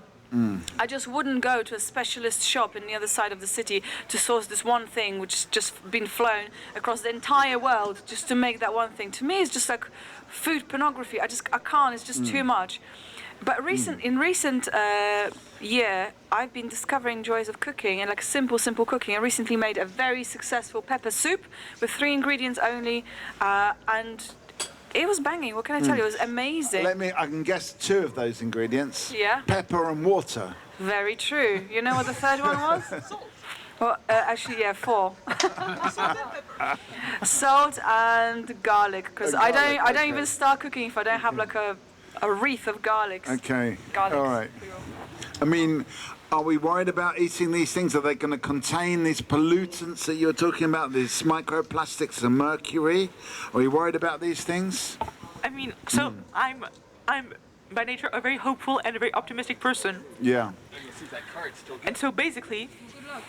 hang on a sec, Helena. Let me just get a final... Even if you're coming back, let me just get an intermittent final thought from you. And this person's going to join. An intermittent final thought. Oh, good grief. Well, cooking, you know, there's 2 ways of doing this. Yeah. And I notice this in our household. My wife follows recipes exactly. And I look at them and say, oh, I get the idea, and then just go for it. So you're more of a gist cooker. There's a couple ways of doing this. You know, and this whole, well, I guess a continuum from the fact you follow some recipe exactly through to you just start up, look in the refrigerator, see what's there, and go for it. That's how you plan your cooking. Okay, well, Bon appetit. Are you going to bring your food back here? We'll see what it comes from. Okay, well, good luck with that. That was Ian. Who is this? Tell us your name. I'm Sam. Sam, come and have a seat. This is Talkaoke Pop-Up Talk Show. We're here all the way from London, UK. Via France and Poland, yes. And we go everywhere. We're like Johnny Cash, we go everywhere. But at the moment we're talking about future foods. What will it be in the future? Are we happy about it? Come and join us if you want to. Any thoughts about this future food discussion? Future trees. Okay, you have to be there. I can't really hear you from there. My hearing's not so good. But anyway, come. Yeah, I mean, maybe. Anyway, just shout some stuff to us if you've got any comments on the conversation. But anyway, do you say Sam? Yeah. What? So Sam, Helena, Margot, Mikey, me, Mikey. Nice to meet you guys. What are you doing here today? We just come to see the exhibition. Yeah. For the festival. Yeah. Yeah. Have you just come now? Yeah, I just arrived. Oh, really? Where have you come from? As in Etterbeek, but just down the road. That's where I live. We came from home. Okay, from home. Okay. I know you haven't been to the exhibition yet, so you may not know. Not But yet, what do you think we will be eating in the future? Oof. What kind of foods? That's a tough one. So what? I didn't wake up this morning thinking I'm going to be here. No? Just talking about future foods. Okay. What were you thinking when you woke up this morning? Not much, to be honest. Not much, yeah, but I wasn't thinking that much either, but now I'm here too. What were you thinking when you woke up this morning? When I woke up this morning, when my alarm went off first time, I was just thinking I need to snooze it, so that's what I did. So snooze was the first thing you were thinking? Then my alarm went off again, so I snoozed it again. Yeah. And then it went off for the third time, and I also snoozed it. I just can't, it's very hard to wake up, particularly if it's a cold day. But yeah. So when did you actually start thinking about stuff? It's interesting. What is the first thought? Because very often for me, my first thought is like, oh, I need to pick up my phone. I just need to know what's going on. So like, phone is actually the first thing and that you think. that's a bit tragic, to be honest. Okay. I'm going to ask Helena, if you don't mind. It's up to you, but if you don't mind saying, what's the first thing you thought of when you woke up this morning? Simple coffee. Coffee. And cheese. Coffee and cheese? Yeah, okay. Well, you're lucky because right now we're in the Parc du Fromage. Yes, but we don't have any coffee. Or cheese. Well, okay. Anyway, yes, come and join us. What's your name? Okay, so where do you want to take this? Do you want to talk about at what point do you start thinking about what the foods of the future are going to be? Is it about 4:45 that you start thinking about what the foods of the future will be? So there's that question. Or what do we think of when we first wake up in the morning? Or it's just up to you. Where do you want to take this conversation? Where do you want to go with this? Any thoughts, Sam? Any thoughts? I gotta go see this exhibition. Yeah? I think it closes at 5. You've got her a bit late. You've got her a bit late. I know. I have some photos that are part of. Oh, so you're actually in the exhibition? I'm not in it, but my work is in it. Okay. So that's why I'm here right now, just before they strip everything down.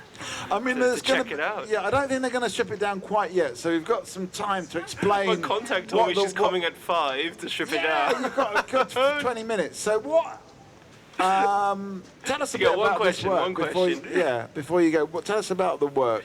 So it's just a series of portraits. Focused on these people that have set up an energy community. In Mechelen. Okay, Mechelen, yeah. So we went out there one April morning, took some photos. Yeah, and these people can join us as well, yeah. So I'm going to head off. Okay, but before you do though. We'll swap. But yeah, have a swap, but before you do, come and join us. What is an energy community? So it's basically they want to become self-sustaining with their usage of energy and their creation of energy. So they've implemented things like solar panels, right? And sort of this real sense of community where. Are they off-grid? Do they? I'm not entirely sure about that. Yeah. Don't quote me on that one. You just took the photos. I was just there for the photos. Yeah. Exactly. Yeah. That was my job. Okay. I'm gonna head off. All right. Well. Good luck. You can see Sam's work in the exhibition, as part of the energy community stand.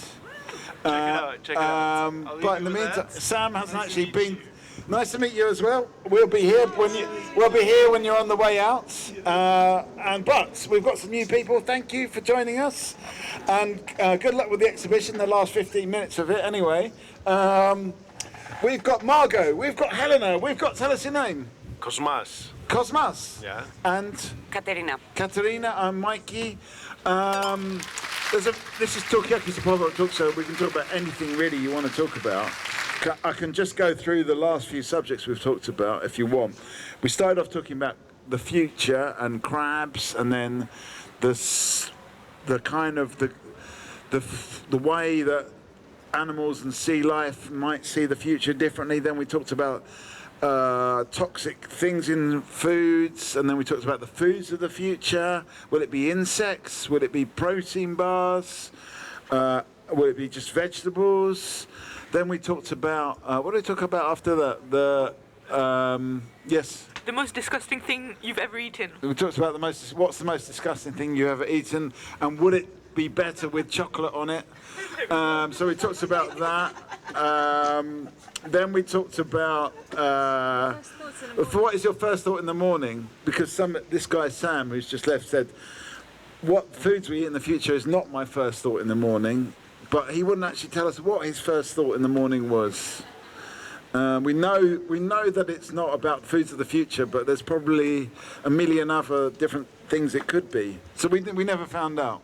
But we did find out that he's got an exhibition in there, which is apparently closing in 10 minutes. Anyway, but that's where we got to.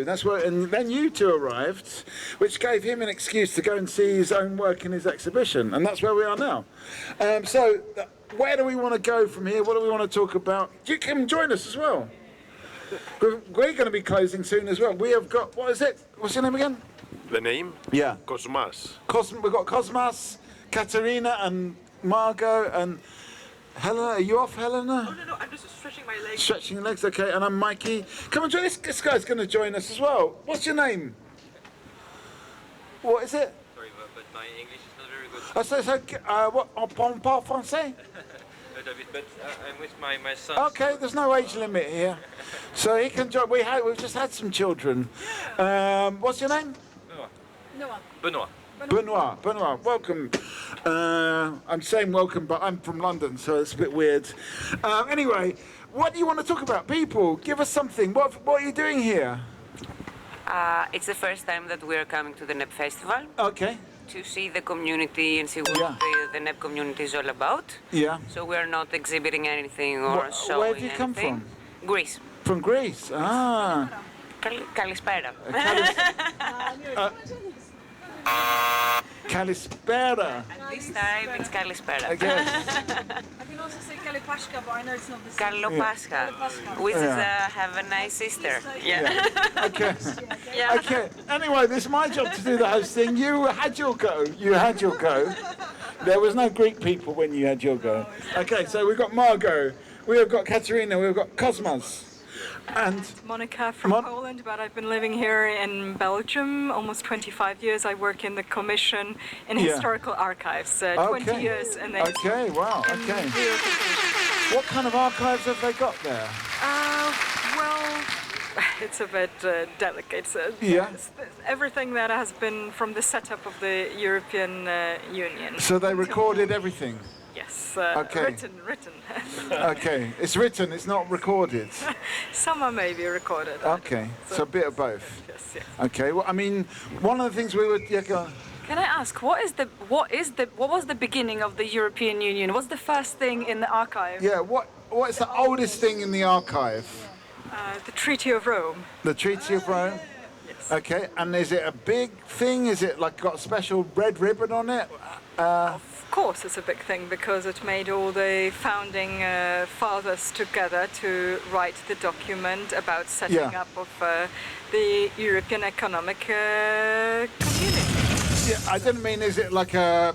I meant is it just in size? Is it like a little thin treaty or is it a thick treaty? A thick one. It's a thick one, okay. I don't know how many so it's pages. big as well, yeah, it's a lot of pages. Yes, which created the institution, etc., etc. Okay. Yes. All right. Okay, yep.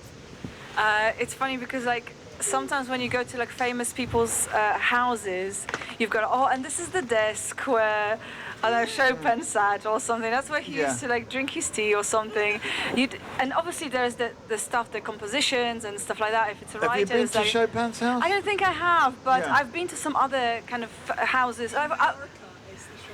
Oh really? I was in Żeromski's house in na Łęczu, so it's, I'm Polish, since Polski, since Białegostoku. Oh lovely, so we have Poland B, we're the Polish, the East. Can we try and involve some of the non-Polish people in this conversation? So, you're from Lublin, where are you from? I'm from Białystok. Białystok, where are you from? From Athens. Athens, yeah?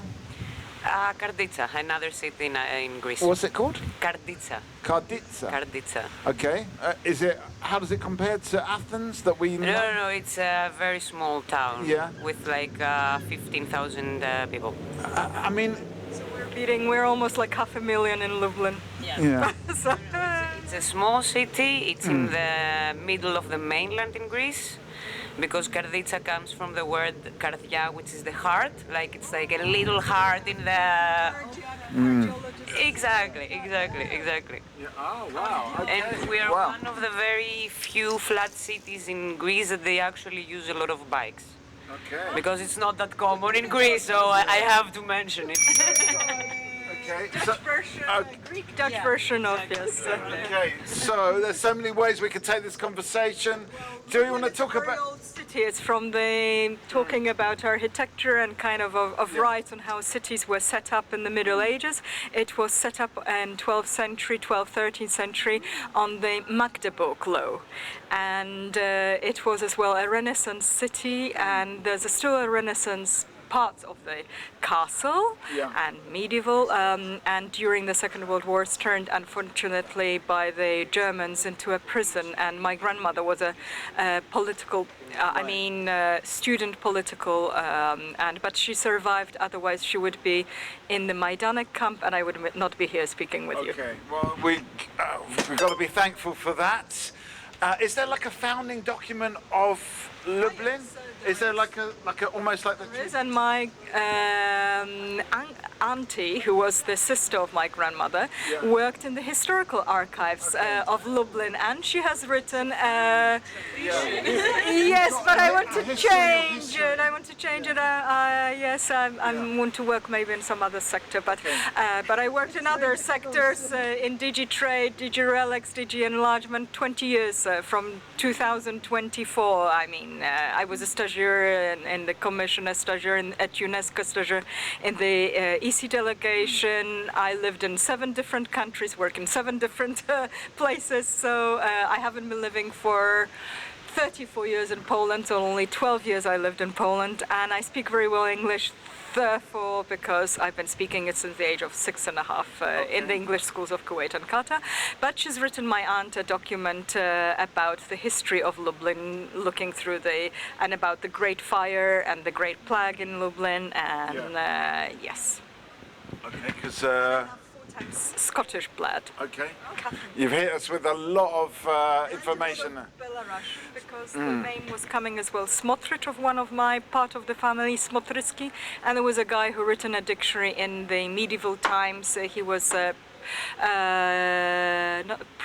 not Protestant, but he was Orthodox. But then there was the movement between the Orthodox and the Catholics, and he had to change from Orthodox into Catholic to be accepted by the king, that his dictionary is printed out. And I have a dictionary with the S letter, which had 22 volumes. The other got lost in the Second World War.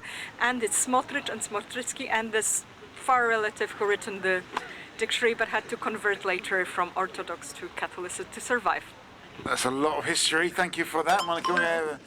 Okay, so we're hearing the history of Greece, the history of Lublin in Poland. We're getting a lot of history because earlier on we were talking like... 2029. Hang on a sec, Monica. I want to get some more... European culture city, chosen as the culture of Europe. Okay. So I just want to come and join us. 2 minutes. Yes, we want to. 2 minutes. Come on, we want to know who you are. We've got Monica, we've got Cosmas, we've got Katerina, we've got Margot, we've got Helena, what's your name? My name is Mao Haoning.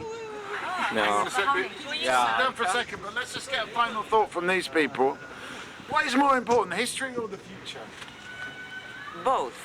Because unless you don't know your history, there's no way that you know where you will go. Okay, you need to know your past. Does it help to know the future? No. No, that's the magic. I mean, but you need to know your past in order to see where you will be heading next.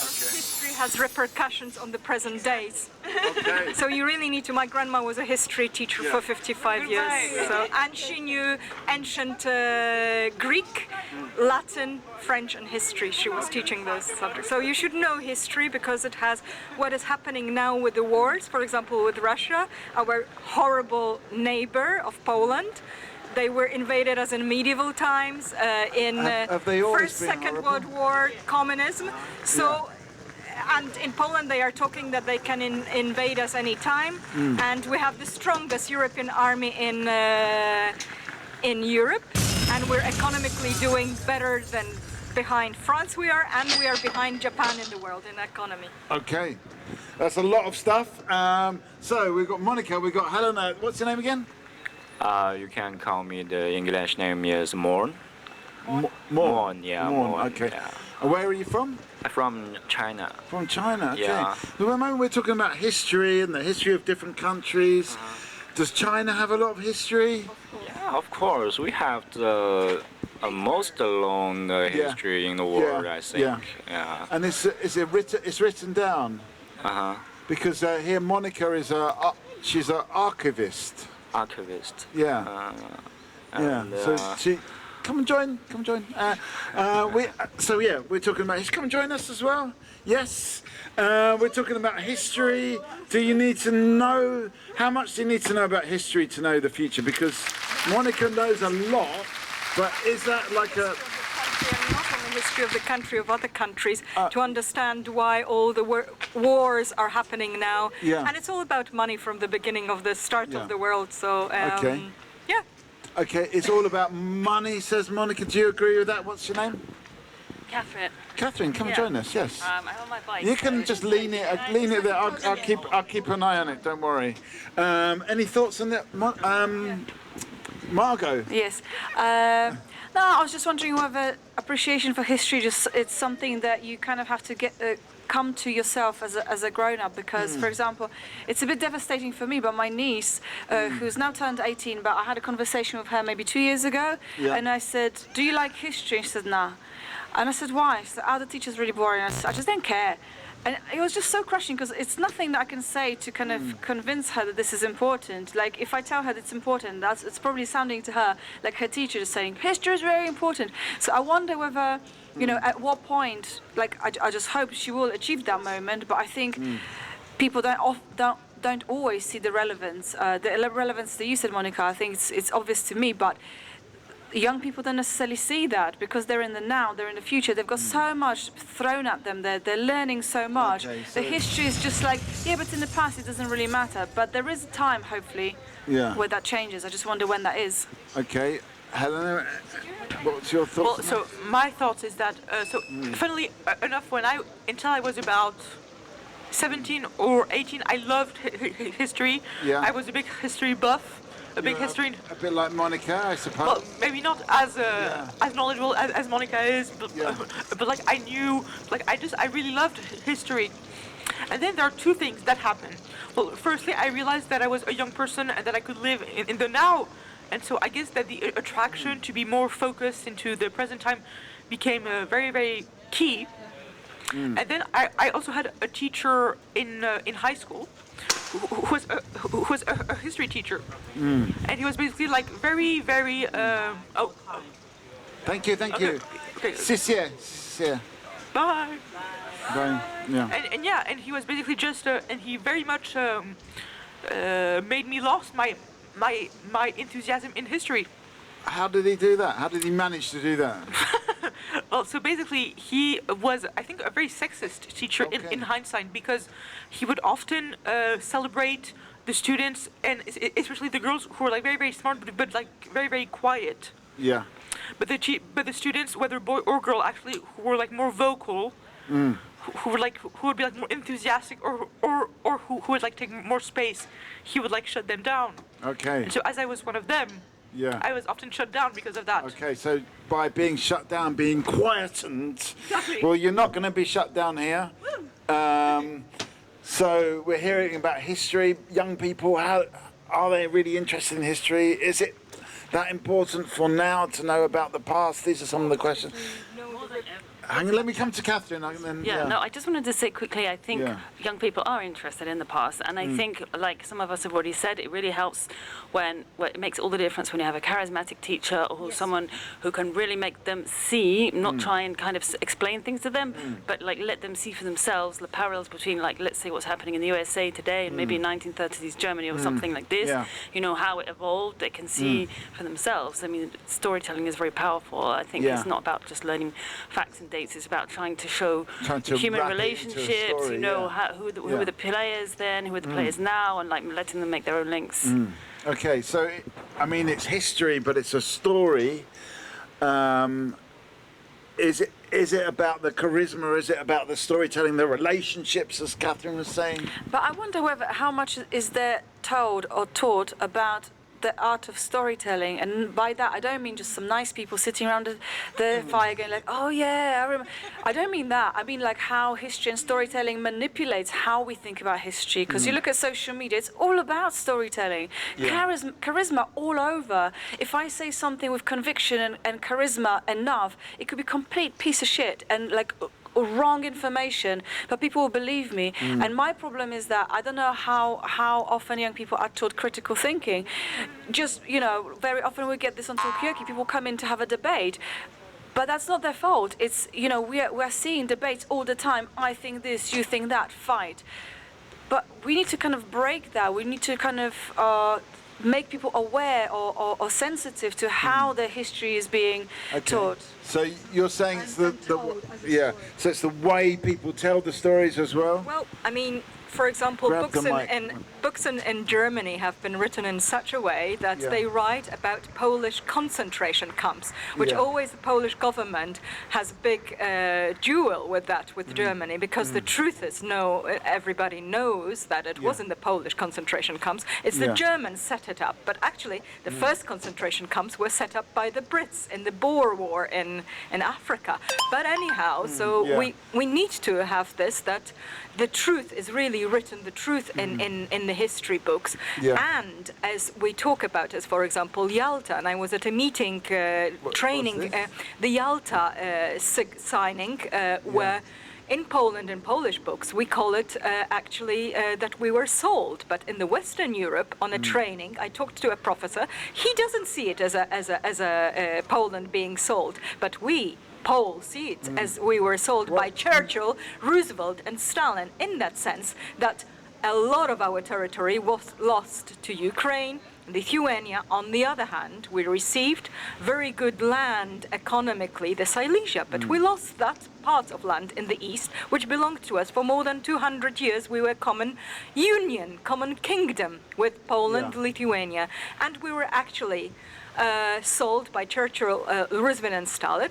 And when we helped, always when we helped the Allies in anything, we never got the help exactly on time. And every second Polish pilot or third Polish pilot in the Battle of Britain was a Pole.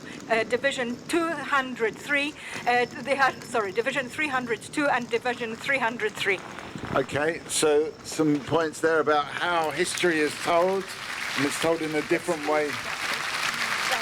Those ones that real truth. Yeah. But it's not the real truth. Well, a couple of follow-up questions about that. So, like, what is charisma? What does it really mean to be charismatic? And secondly, how do we know that we have the real truth on any topic? How do we know what is the truth? How do we know that what our history teachers are telling us is not a falsified account designed to promote our particular country? Any thoughts on this, Catherine? I don't know, but I would maybe trust a teacher more than I would trust like generative AI, and I think that's quite a big risk now in education. So there's another sort of layer of kind of untruth in a way. Well, yeah, coming back to your point on critical thinking. I mean, I think this is one of the key things that teachers can, teach their students is to how to analyze information, how to be skeptical, how to be circumspect about their sources, about information. I know it's much longer and harder than just getting, in 3 seconds a ready-made paragraph on generative AI. But then the long-term effects of outsourcing our thinking is really dangerous. So. Yeah. Okay. So we're actually outsourcing our thinking to AI. So it was bad enough before. Now has it got worse with AI? And yes. Another thing is it's an ongoing thing now in the last weeks in Poland between Poland and Ukraine, because during the Second World War, Ukraine at the Wołyń massacre in Poland with the Germans, the Ukrainians with the Germans killed many people, but in a terrifying way. For example, they took toddlers by their heads and they thrown them onto the wall, and the children then crushed. So now, about 3-4 years ago, our former president, Duda, has given the highest order, which is called Orda Białego, which is for very serious things given, to Zelensky. And what Zelensky did recently, in the past weeks, he called his army generals the UPA. And this UPA in the Second World War was doing all this massacre of Poles with Germans. And now the whole thing is ongoing by a committee set up by our president and prime minister, that we really want to take this order away, and that he stops calling this UPA, because it's we as Poles consider it as a bad thing. And my mom, as she was studying to be, she was going to be a judge, she saw all those documents and photographs from Ukraine. It's just terrible. So So and another thing is that never Russia admitted of killing all the more than 20-something thousands of generals, officials of all Polish intelligentsia taken from Krakow and Jagiellonian University and shot in the head, and they never could admit that. Catherine, give us a final thought before you go. Let's have one last thought from you. I know you're ready, but there was a very good point about AI. But give us a final thought. We're here at the Bauhaus Festival, and it's all about a better future where we can understand each other more. What are your feelings about this? Will we have a generation of young people that are better, or will they be actually, in a way, more easily fooled or easily hoodwinked, influenced? Yeah. I'm not 100% sure, but I have 3 teenagers, and I like to see from their reactions how they look at the world in which they live. It's very scary, maybe confusing. They're asking lots of questions, the right questions, I think. So I think in our generation as well as theirs, we tend to underestimate the number of people who think like us, who don't agree with a lot of things that are happening. So there's actually quite a big groundswell of people. And it's hard to tell that they are thinking, they are actually concerned, but maybe they don't see each other, maybe, I suppose. They don't see how many of them there are. I don't think any of us do, in the societies in which we live now, but I think this is why, events like this is really nice to see, to feel like the different, opinions, but we all kind of have similar values, and we care about the world, about each other, about making things better places to live for all of us. That's a great final thought. Thank you for turning your bicycle round and giving us that. Tomorrow as well. Yeah, we're here tomorrow as well. Yes, maybe you could bring your teenagers if they're interested. We'll do some critical thinking. Yeah. And some critical listening as well. Okay, so where are we going to take this conversation? Do you want to talk more about how history affects contemporary politics? Do we want to talk about the future? We've got some people here that are walking towards the table purposefully, which is unusual. So let's find out what they've got to say. Okay, give us a. Yeah, of course, yeah. Stay in touch, Monica. Yes. And that's the same, or That's the same. Yes. It's just the other side. Thanks for joining us. But luckily we've got some replacements here. I work here. Yes. Okay. So let's get a round of names. Tell us your name. So my name is Sarah. Sarah. Yes. And Matea. yeah. Lorena. Lorena. Yes. Helena. Yes. Dado. Dado. yeah. Dado and Tony. Tony. Is that right? Tony. Tony. Yes. And I'm Mikey, and maybe this person's going to join us as well. We're running into the final leg of this final session. So what we're going to talk about just now, we were talking about the younger generation. Are they actually more sensitive, and they're being given a bad sort of reputation of actually... Because we were talking about young people, do they understand, do they know the history, do they care about all the things happening in the world, or yes? So actually, in my opinion, the young generation wants to make the change. So they really talk about and they really take in notion everything that has happened as long as history, and they really don't want to make the same mistake as before. So I think they have a big notion of what's happening right now. So that's my opinion. Okay, so they are very aware, you're saying. Okay, well that's good news. Anyone want to add or give a different opinion? Tony, Margot? Okay, go.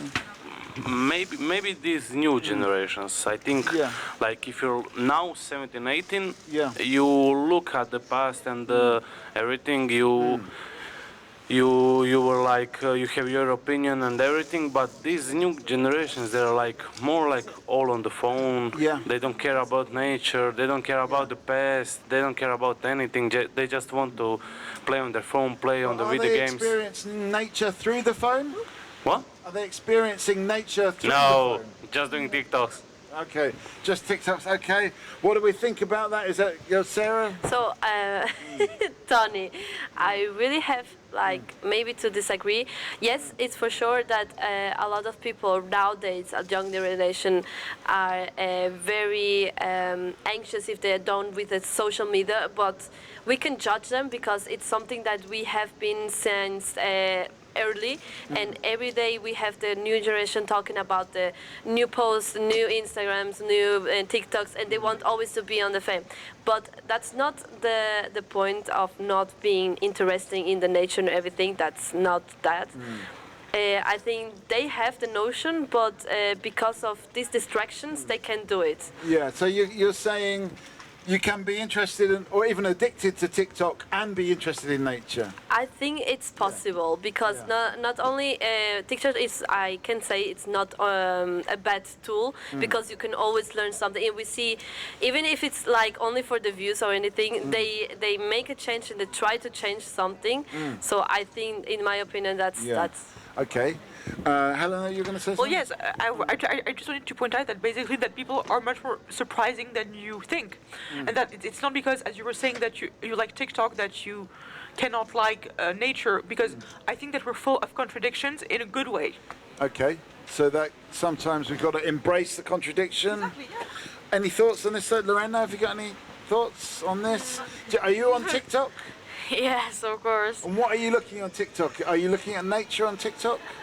No, honestly, I'm just looking some funny videos or I don't know, maybe girl stuff. Yeah. Okay. What about you? Nature or TikTok or both, or neither? TikTok. TikTok. Okay. All right. Dado?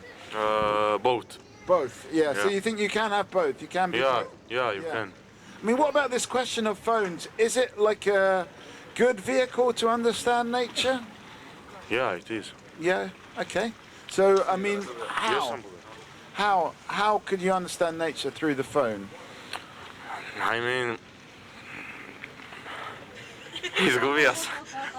I lost myself in thoughts. Okay. Well, we can come back to you, but it's a good point to, okay, you've got. Yeah, go on.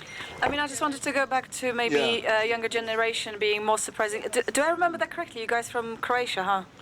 Yes. Yeah. Mostly Croatia.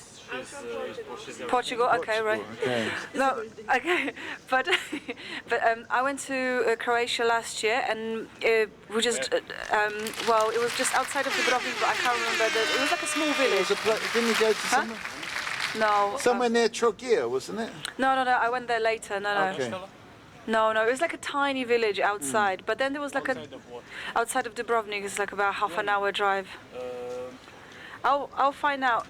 Yeah, but anyway, we'll come back to you on that one. Okay. yeah. But what I wanted to say is, like, we were there, and then we drove to another town. It was by the marina, so the ships were coming in, and it was like a bit of a touristy place. And on the day when we visited, they had a regional dance. Like a festival or something. You know which town I'm talking? Yeah. Everybody was wearing like traditional clothes and stuff, and there was like a memorial, and I learned a lot about the war there and stuff. But it was really moving seeing little children, like tiny children, some of them, dancing these traditional dances. Some better, some less good, but it was just such a like an uplifting spirit of like national identity. Did they put their dance on TikTok? No, they didn't. But there was a lot of parents probably like filming it and stuff like that.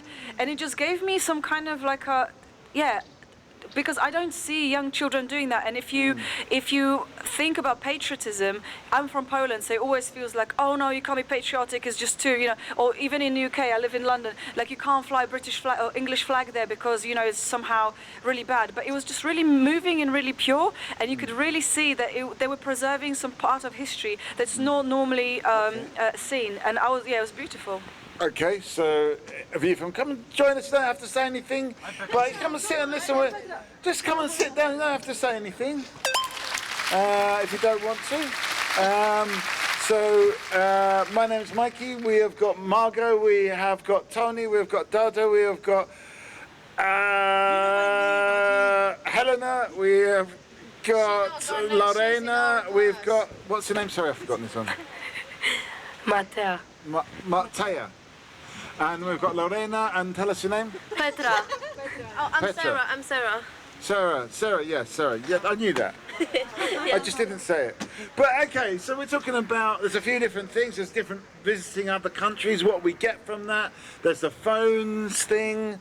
Where do we want to take this conversation? It's kind of up to you. Do you think it's good to celebrate your country? You're from Portugal. Is it the same in Portugal? Do they celebrate being Portuguese? So I don't think I'm the one to talking about cultures because I've lived my entire life in other countries. Yeah. So I have a lot of things that. What countries have you lived in? So I was born in Colombia, and I lived there until when I was 6 years, and then I moved to Switzerland in the German part. Yeah. And afterwards I moved to Portugal. Wow. So you've been all around the place. Yes, all around the world. Yes, actually.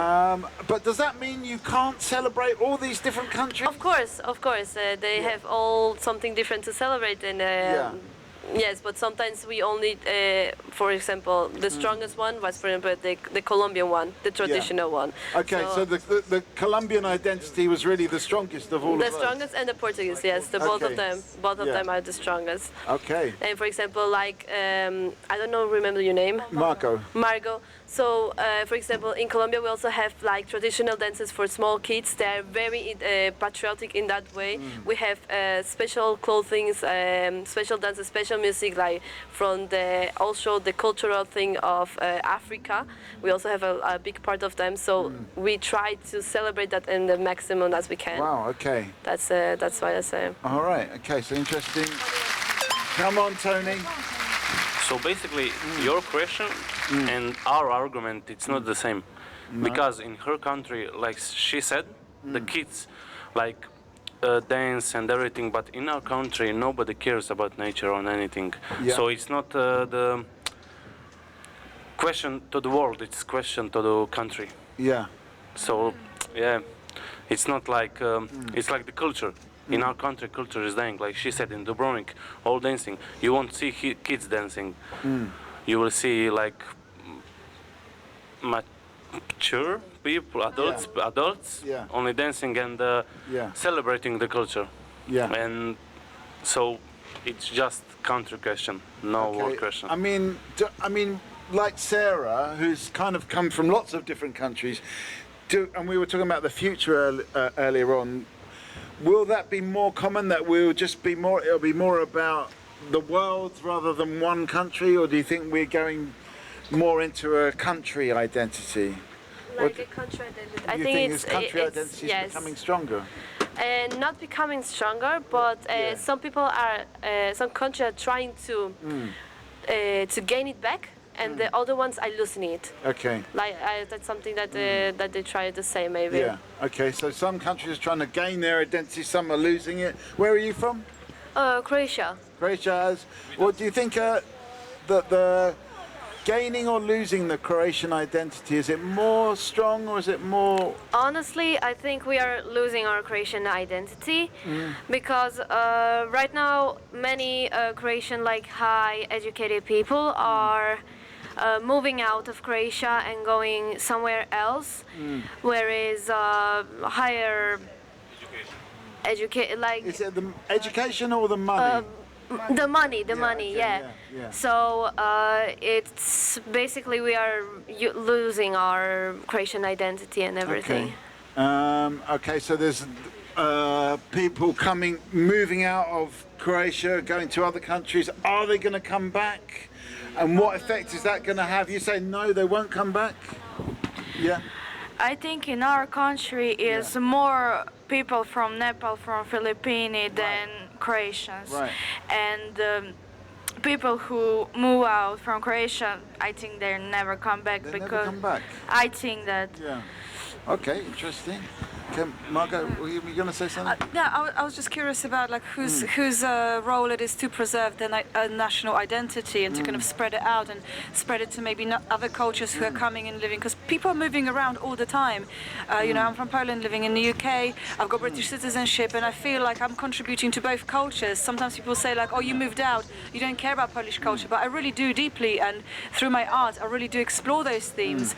But I do wonder whose responsibility. So you see yourself as Polish, even though you don't live in Poland? Yeah, completely, absolutely. Because some people say like, oh, if you live abroad, I think there was a motion put to our government some years ago, well, people who live abroad, they shouldn't be able to vote in elections, and I completely disagree. I mean, people have got strange ideas about what's good and what's bad for the country, that's true, but that's just allowing people to express their opinions. But I just wonder, like, is national identity something that can be orchestrated by the government and implemented by the government, or do we feel need to preserve it ourselves? Do we see value of preserving national identity? Who owns that identity? Is it the government? Is it you? Who gets to decide who's in and who is out? Yeah, go on. So I think we are the one that should preserve and try to show the identity of the country, because we carry around our blood, our culture and everything, and we have to show it. We don't have to be embarrassed of the things that they learned us, or what we learn in our country. And I think that's the most important thing. Like, we have to do it, not the government, not the specific politics or anything else. We are the ones that are living in the country, that has the history through the past lives that were with us. And I think that's the most important thing. So it's down to people. Do people agree with that? And if so, how does it work in Croatia with the Croatian identity? Who owns that? Who controls it? Who is it going to change? Just government is just controlling it, and it will not change because we have dumb men in our government. Right. Okay. Yeah. Why? It's our country. Okay. It seems like people from Croatia seem to be quite clever, but not the ones running the country. Yes. Why? How did that happen? No idea. Anyone thoughts on this? Yeah. People are stupid. Okay. But then, are people stupid to agree with this? Are people stupid? Yes? I think it takes a certain kind of person to go like... We're having conversation with our neighbour who came into our studio the other day, and he really wanted to like run for member of the local government to represent through the Green Party. But he's in his 60s, he's lived in the area all his life, he was always active in like trade unions, he knows a lot about the area, and he's from working class background. And he said that he missed the deadline to apply to be, part of this thing. But he went to the meeting anyway, and the young people who were from Green Party representing this area, they had no idea what's going on, and they didn't know the area at all. And we were just saying, like, you know, it takes a certain kind of person who goes like, yes, I will represent you people. You need to have a certain degree of ego, some kind of like bravado, and maybe politics is just so much about power over other people that it attracts just the wrong people for the job. Yeah. It attracts the right people who want to control others, but the wrong people who really could make a positive difference and care. Okay. Yeah, go on.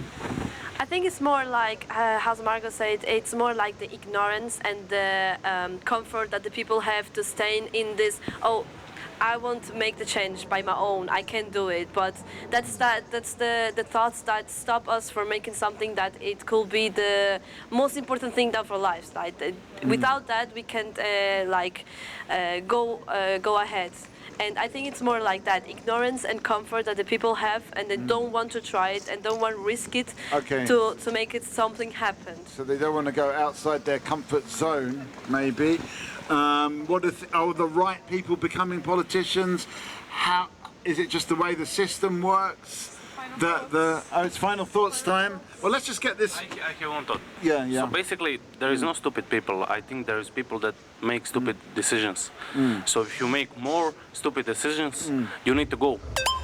Yeah. So you're a lawyer. You make you're the judge. You make the bad call once, twice. That's 3 stupid decisions. You need to go. Yeah. So in our country, you have a Can you president. not learn from making the stupid decision? I guess they cannot. That's. So yeah, basically in our country there was a president. Yeah. He's been there 4 years. So he did some stupid decisions. Everyone said like no more. Then other one came. Then he was even worse. Yeah. Then they brought the last one. Okay, because he was better than the worst one. Yeah.